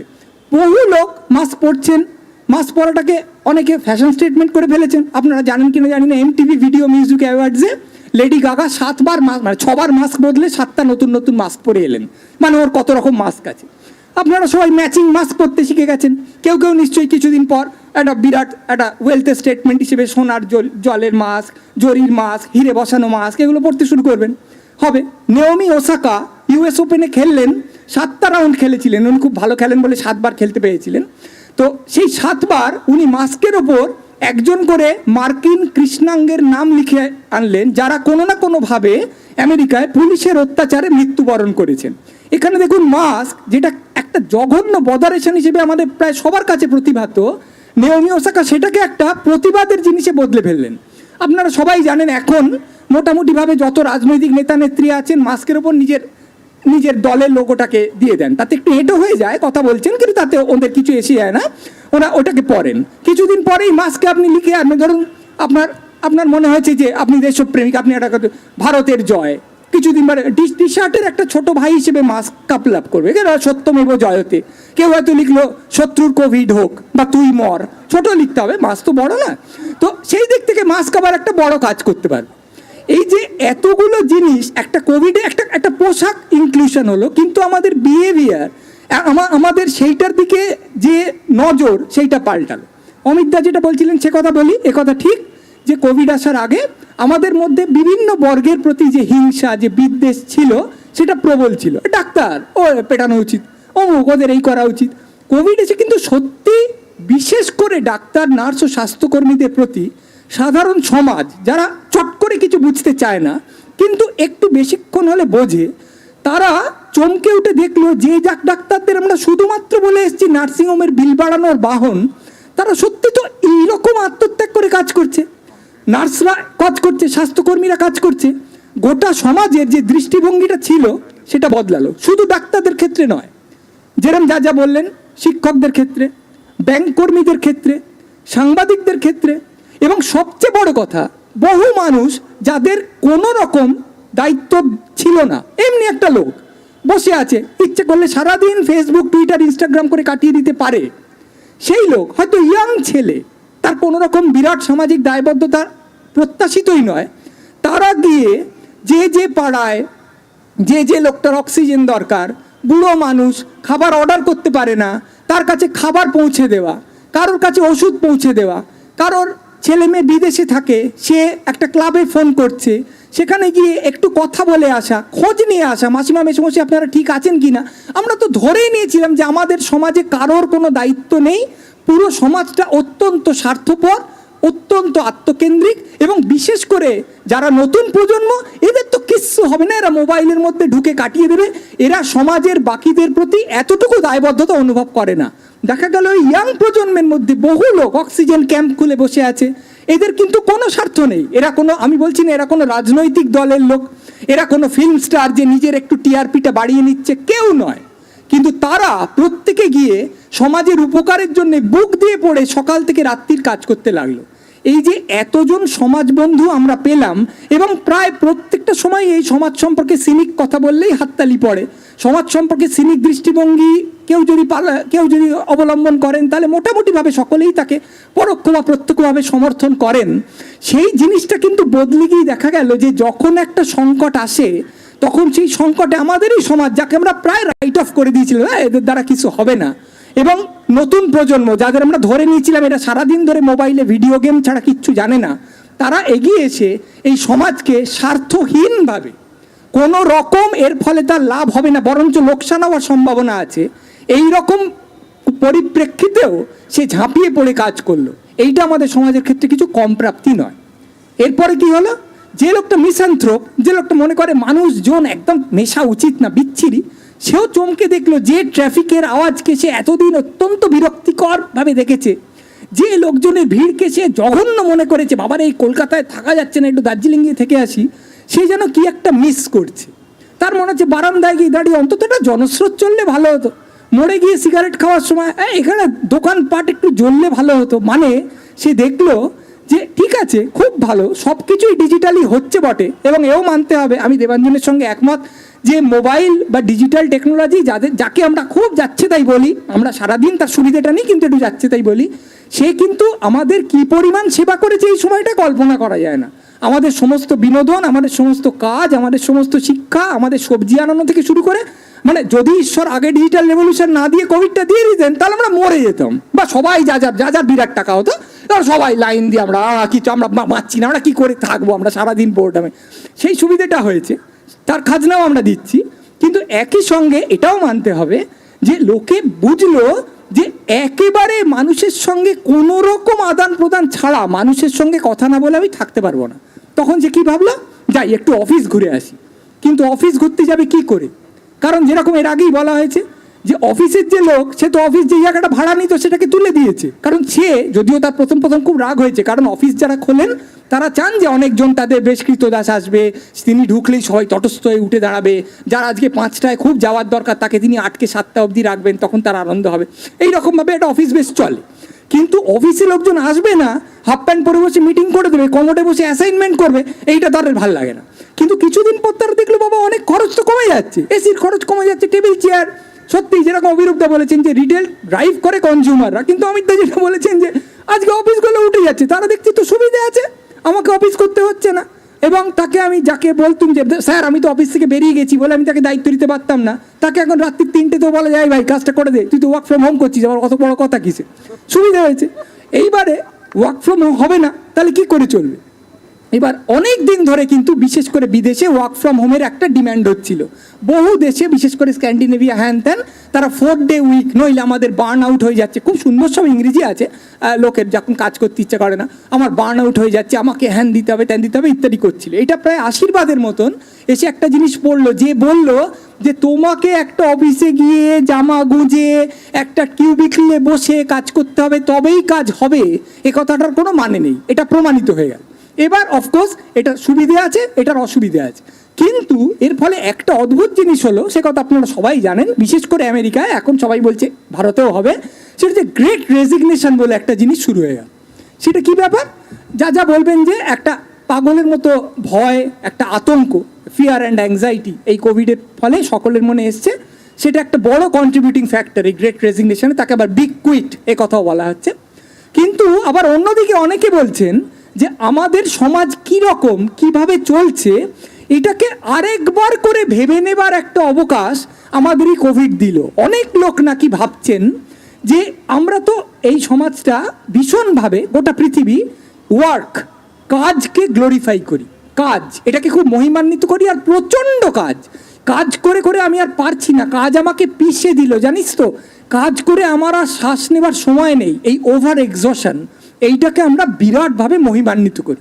কিছু কিছু মানুষ নাকি সারা পৃথিবীতে হট করে এই থেমে গিয়ে একটু ভেবে চিনতে মনে করেছেন যে দাঁড়াও, কাজ কি সত্যি এতটাই জরুরি? আমি কি আসলে আমার জীবনটা যাপন না করে অন্য একটা লোকের পয়সা বাড়ানোর জন্য নিজের জীবনটাকে নিবেদন করে দেওয়াটা কি আমার জীবনের চরমতম সার্থকতা বলে ভাবছিলাম?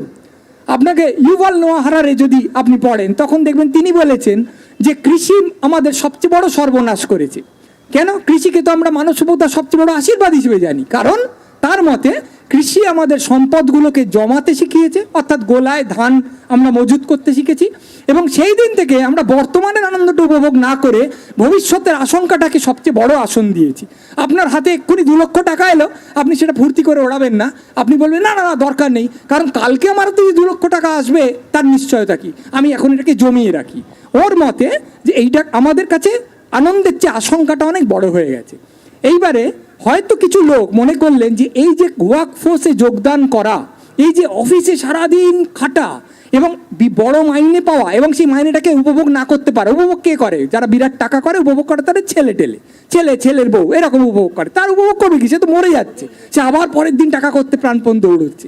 এইটা করা উচিত কি না, এইটা ভেবে এই একটা গ্রেট রেজিগনেশন বলে একটা জিনিস সমগ্র পৃথিবীতে শুরু হয়ে গেছে। এটাও তার একটা কন্ট্রিবিউটিং ফ্যাক্টর, যে অনেকে ভেবেছি যে আমি কেন এটাকে বলছি গিগ ইকোনমি। অভিরূপদা অনেক ভালো বলতে পারবেন, আমি অত বুঝি না। গিগ ইকোনমি হচ্ছে যে আমি ছোট ছোট কন্ট্রাকচুয়াল কাজ করব, তাতে একটা পয়সা তুলে নেব, যা আমাদের ভারতের গরিবরা বহুদিন ধরে করে আসছেন। একটু অটো চালালুম, তারপর একটু মদের খরচা গেলো, সিনেমা দেখার খরচা, কালকে অটো চালাবো না, যা। আপনি বলবেন এই দেখো আমি রোজ অফিস যাচ্ছি, আজকে অটো চালাচ্ছে না, কিরকম আরাম করে নিচ্ছে, আপনার ভীষণ হিংসা হবে। এই গিগ ইকোনমিতে এখন গোটা পৃথিবীর অনেকটা অংশ, মানে আমেরিকায় তো এক মাসে 4 মিলিয়ন লোক নাকি চাকরি ছাড়ছে, তারা ওই ছোট ছোট কাজ করে একটা নির্দিষ্ট সময় পয়সা করে নিচ্ছে, তারপর আর দরকার নেই, আবার যখন পয়সাটা ফুরিয়ে যেতে যাচ্ছে তখন কাজ করছে। হতে পারে, আমি জানি না, অমিতদার প্রশ্নের একটা সর্বাঙ্গীন গভীর উত্তর আমি দিতে পারবো না, হতে পারে ভারতেও এর একটা বড় ফল আমরা দেখতে পাবো। অর্থাৎ হয়তো কাজ করার ধরন, যে লোকটা চাকরি চলে গেছে সে আর কি করবে, গিগ ইকোনমিতে পার্টিসিপেট করবে, কাজ করার ধরন, কাজের প্রতি কতটা মর্যাদা বোধ তার ধরন, এবং আমাদের গোটা জীবনযাপনটাই কিছুটা ফিজিক্যাল কিছুটা ভার্চুয়াল করে নেওয়ার বাধ্যতা, এবং সেটার প্রতি কিছুটা ভালোবাসা জন্মানো, এই সবটা মিলিয়ে আমাদের সমাজের কিছু কিছু পরিবর্তন হবে। মাস্কটা কতদিন পরবে বা কীরকম পরবে এ বিষয়ে আমি নিশ্চিত নই। ধন্যবাদ। Thank you. That was the entertainment you were all waiting for. Can I now ask all the panelists to come forward? I have a message for the audience.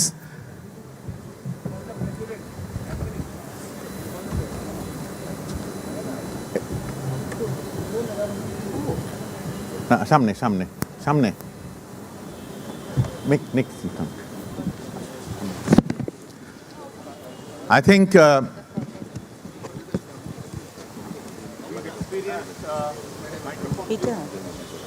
Mike, yeah. Nick, come here. This human race and our generation have gone through a devastation, no doubt. Hopefully, and we want to raise hope. This evening today will be in our memory, probably a new pathway of hope, pathway to live and to forget the past or learn lessons from the past. But let me tell you something. Up until today, before Putin came into the picture, in the last living memory,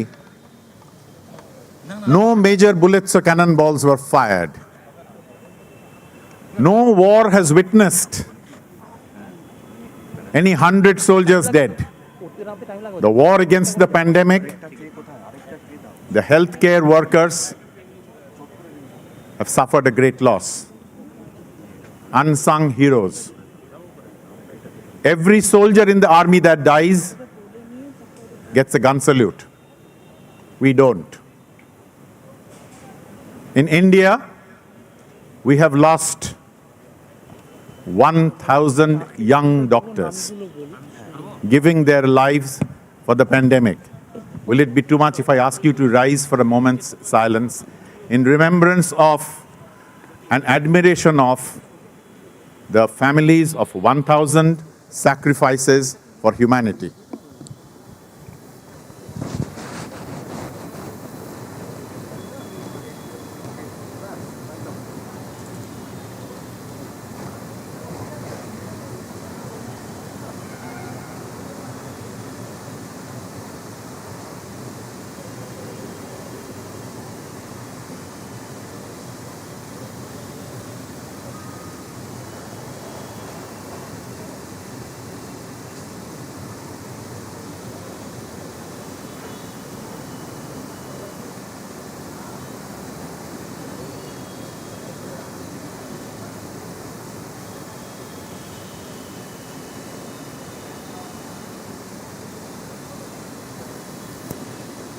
Thank you. This is our salute to COVID warriors.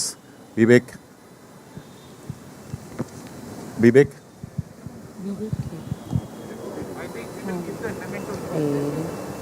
Okay. Thank you. We have got with us, as a representation from Calcutta, 50 COVID warriors who have worked through COVID and survived. They did not die. As a token of appreciation from the hands of the British Deputy High Commissioner and our panel, we've resolved to give them an award for the COVID survivors. May I now pass on to Vivek. Are you there? No, that's too late. Let's carry on. Yeah. Call the president. এখন ধরে প্রেসিডেন্টকে ডাকা হবে তোমরা বসে পড়ো একটু বসে দেবে দিতে পারবে তুমি নাম করলে আর তো হবে না তো হয়ে গেছে we would like to call upon the names of the 50 COVID warriors who are present today. First, Shuman Mukherjee, if you can come up on stage. না বসবে না এখানে বসো এখানে থাকো আগে ওটা হয়ে যাক ওটা করছে সেটা করুক একটু বসেন না আগে ওই গানটা হয়ে যাক গানটা হয়ে যাক এসে বলবো ওইটুকু হয়ে যাবে পরে কি করছে এক করে মেসা করো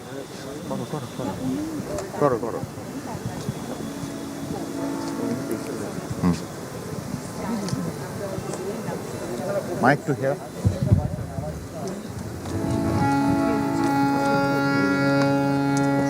Let me do it. Two people can't do it. Let me do it. Hello, hello.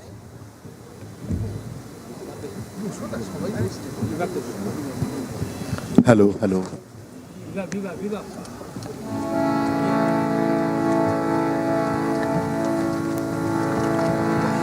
On behalf of all of us, I'm just singing a song of Tagore's composition, as a tribute to all the COVID warriors whom we have lost.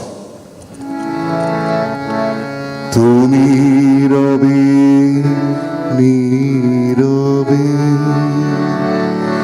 Hriday Mamu Tumi Rabi Nirabe Nibido Nibhito Purnima Nishithini Shamo Tumi Rabi Nirabe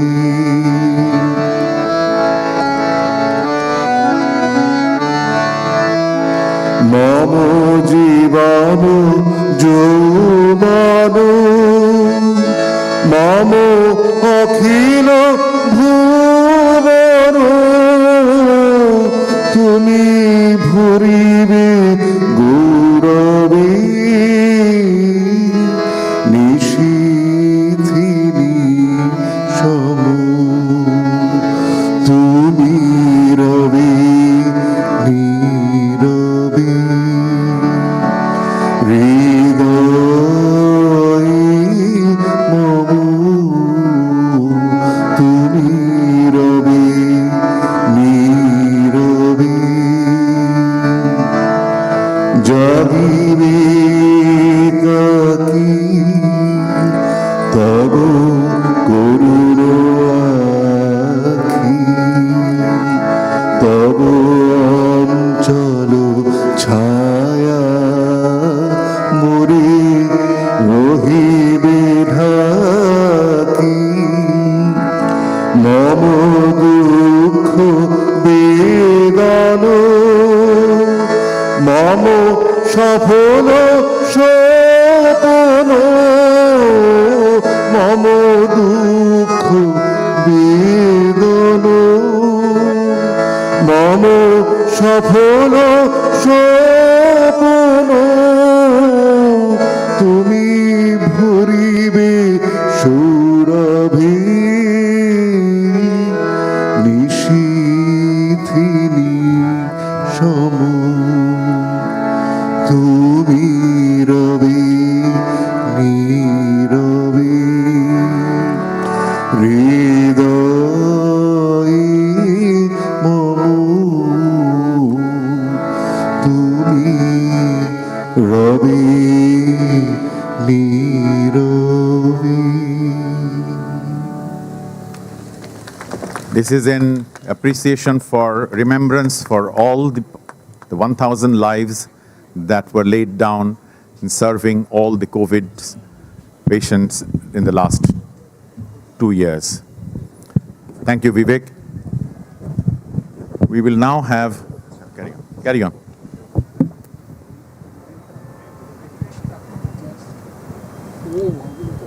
It gives us immense pleasure to salute the COVID warriors by giving a token of appreciation. So we start with Dr. Shuman Mukherjee, Dr. Obhik Ghosh, if you all can come forward on the stage, Dr. Anirban Dalui, Dr. Anjan Das,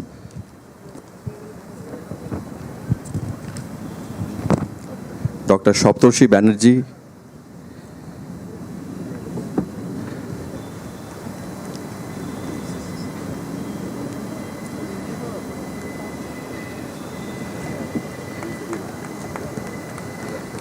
Dr. Shomnath Bhaur,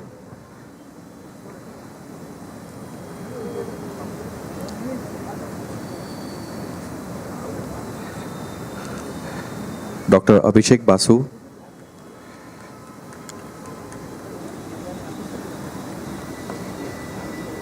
Dr. Sharnapoli Maiti, Dr. Pritam Roy,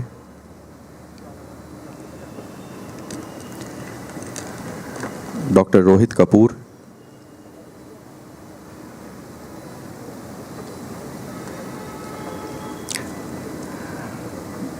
Dr. Shayantan Ghosh,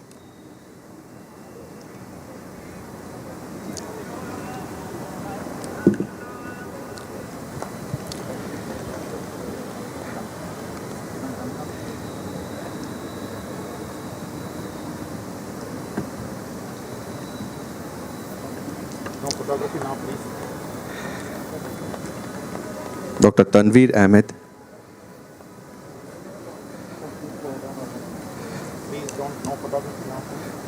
Dr. Ankan Bisai,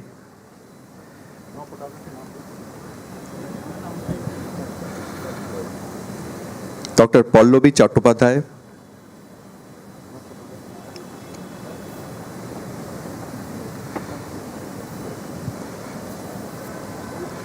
Dr. Shaumo Paik,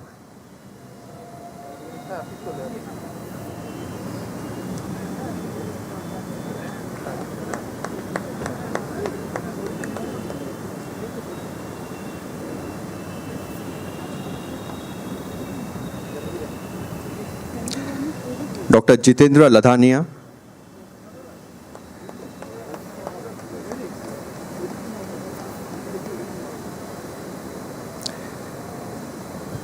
Dr. Shuddhasatya Chatterjee,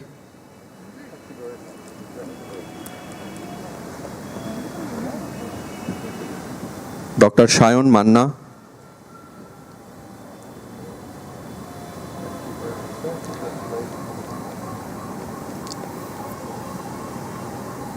Dr. Animesh Ghosh,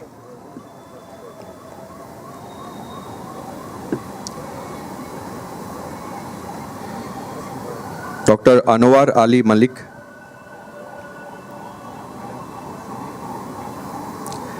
Dr. Indranil Banerjee,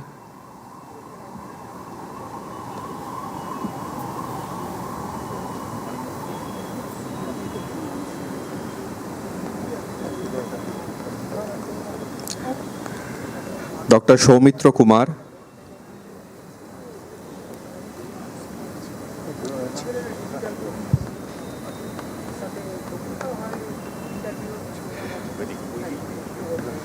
Dr. Moinak Chandra,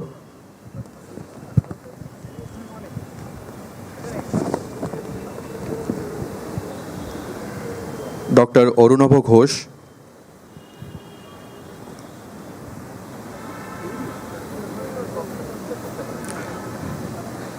Dr. Soumya Ghotok,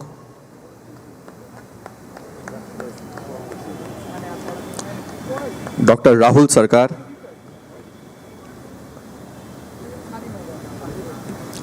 Dr. Shubhrojit Das,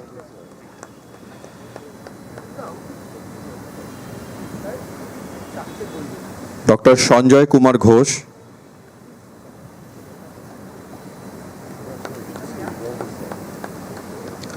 Dr. Shubhadeep Karanjai,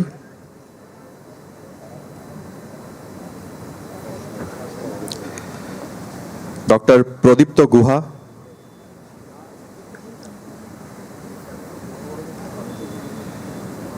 Dr. Moinak Banerjee,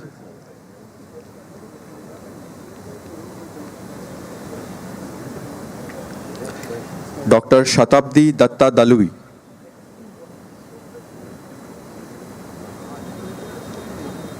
Dr. Shaumen Chakraborty,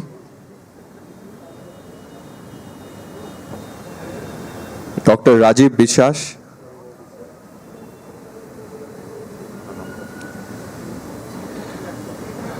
Dr. Manish De,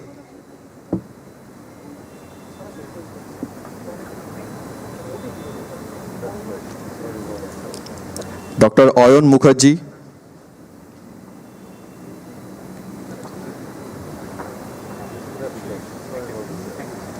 Dr. Apratim Chatterjee,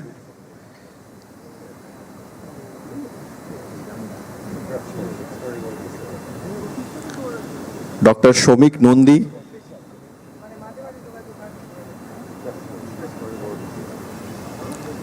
Dr. Abhishek Das,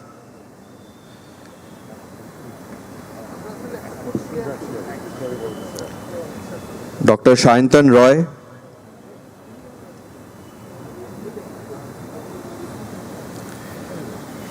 Dr. Anushtup Mukherjee,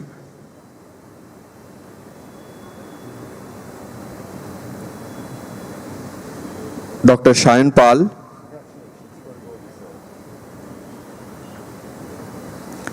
Dr. Pranita Tarafdar,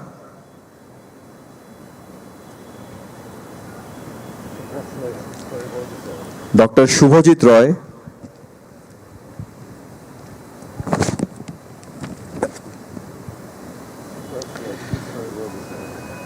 Dr. Judhajit Sengupta,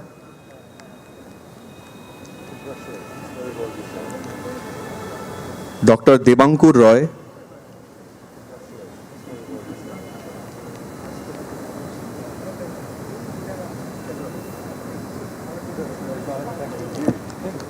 Dr. Kaushik Chatterjee,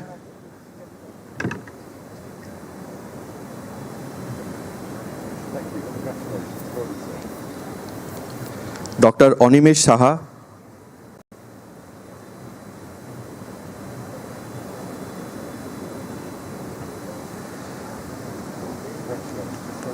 Dr. Kunal Biswas.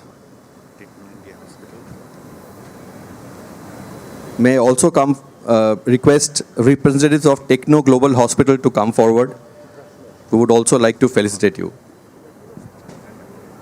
And representatives of Apollo Hospital. So representatives of Techno Global Hospital and Apollo Hospital, if you can kindly come on the dais.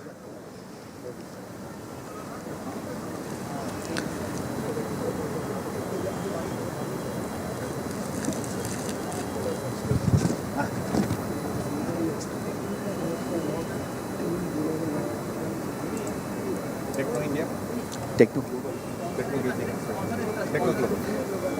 Sir.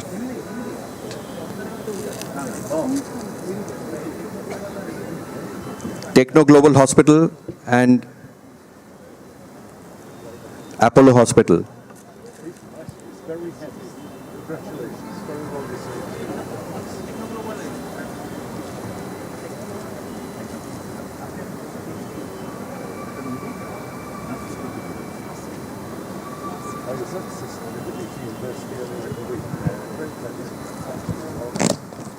Anybody from Apollo Hospital? Yes, you. Anyone from Apollo Hospital?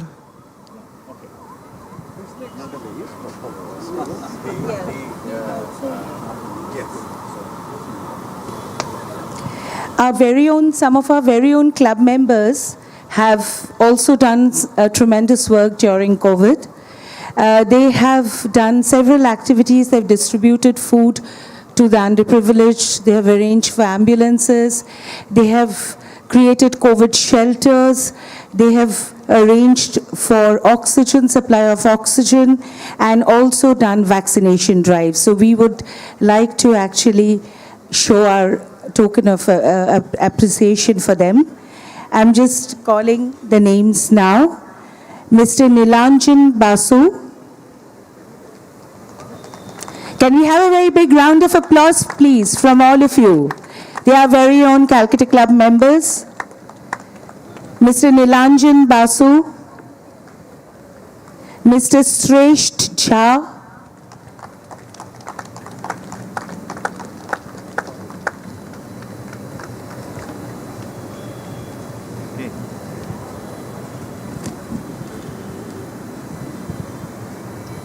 Nilanjan, please come up.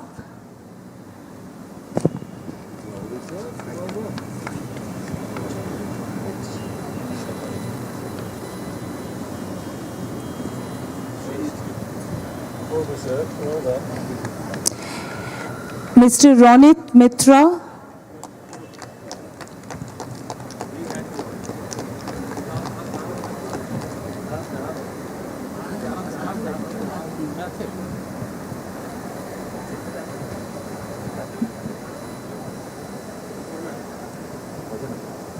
At দুজন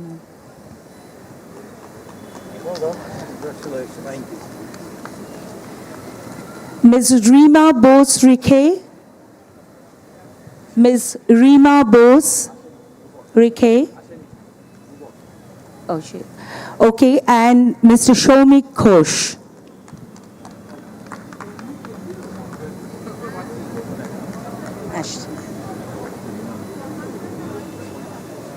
Rima?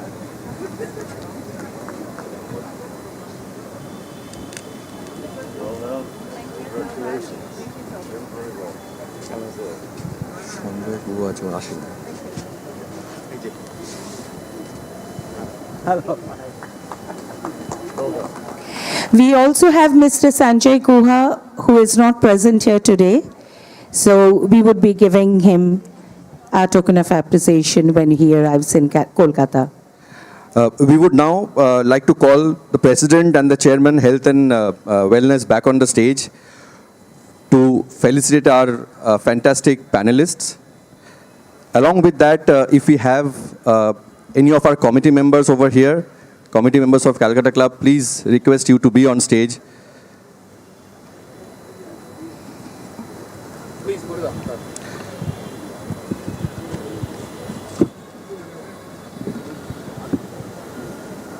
Mr. Indranil Ghosh would like to felicitate our Honorable British Deputy High Commissioner, Mr. Nicholas Lowe. Hello.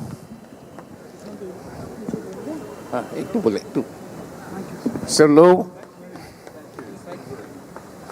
we have a very important presentation for you. This is a 2-volume commemoration edition of our club, which was brought on the centenary. And you know that your club is very much related to us since 1907. So it's a bit of history over there, which you would like. Thank you.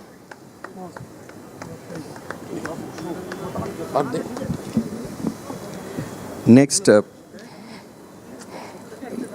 we would request Chairman Cultural and Social to felicitate Dr.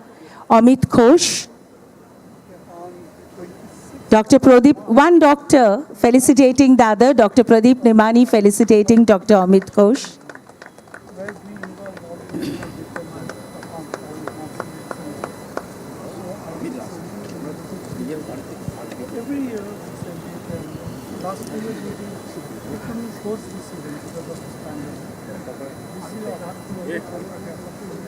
requesting Mr. Kumar Shankar Dotto to felicitate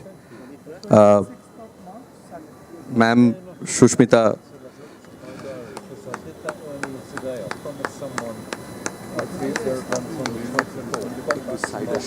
Our Chairman Finance, Mr. Kumar Shankar Dotto, felicitating Shushmita. Now we would request our Chairman, Building and Maintenance and Communication, to felicitate Mr. Debanjan Chakraborty.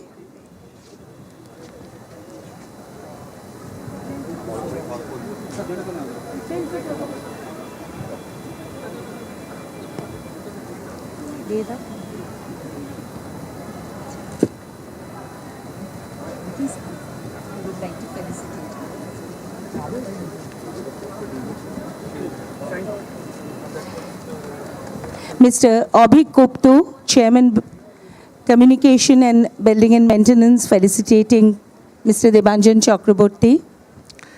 Next, we would request our Chairman Bakery, Mr. Deborshi Shadon Bose Bili, to felicitate Mr. Dr. Jay Ranjan Ram.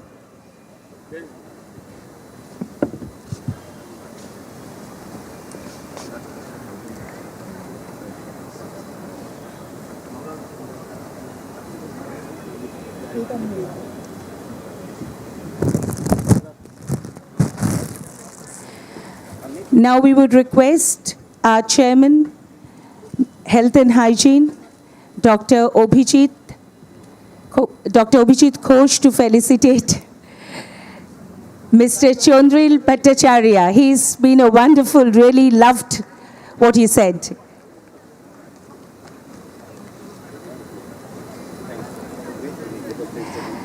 Thank you so much. Now, we would request our chairman, Dr. Abhijit Ghosh, to give the vote of thanks. Thank you. Thank you. I'll just take 2 minutes. It's a wonderful evening, and something good things has come to an end. I would first...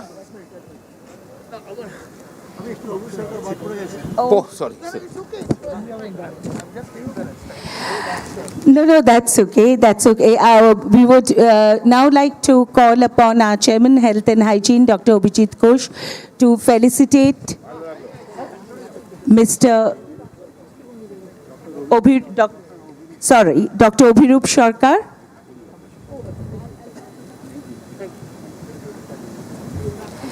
And now over to the Chairman for the vote of thanks.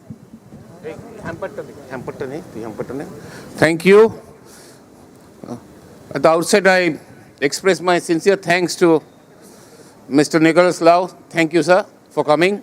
We are having an international evening on 27th, 26th. We hope you are there with us. And there's something for you, madam. Sorry we missed you. We have got to give hamper for Mrs. Lau. No, we were supposed to hand it over after this vote of thanks. So, can I call upon Mrs. Lau, please? Can I call the president on stage to hand over a small token of appreciation to Mr. Lau?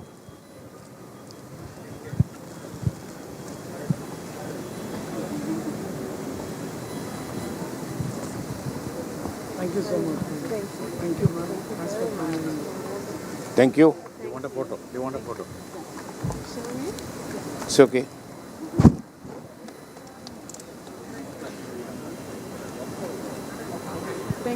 I would thank all the invited faculty. It was fantastic to have all you accomplished persons over there. Thank you so much. I would thank Dr. Amit Ghosh, whose brainchild this was. It was a lovely program. Thank you, Amit. I thank Calcutta Talking Club and all the other sponsors to be with us. Thank you so much. I honestly thank the President and the committee members, our fellow committee members, for cooperating in such a way. Billy, for giving the bakery things. Dr. Vivek Datta, for singing the song. And may I call upon stage my associates, please. Jayanto, Somnath, Shomik, Mimi, Shrestha. Shresth, would you please come on stage, please? Jayanto, I'm calling you all these people. The wonderful work they have done, please give them a big hand. Where's, please.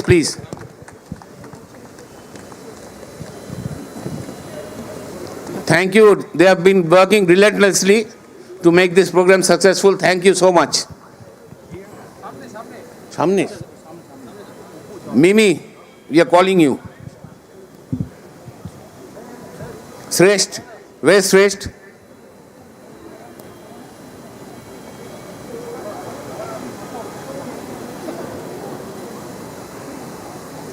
I honestly thank the club staff, especially Rao, Somendo, everyone.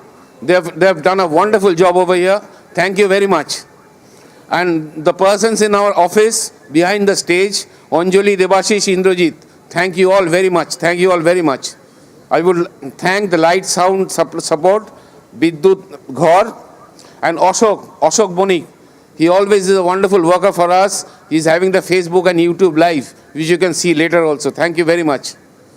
And thank you all, the audience especially, for being with us to enjoy this wonderful evening. Thank you once again. Good luck to you. Thank you. Good evening.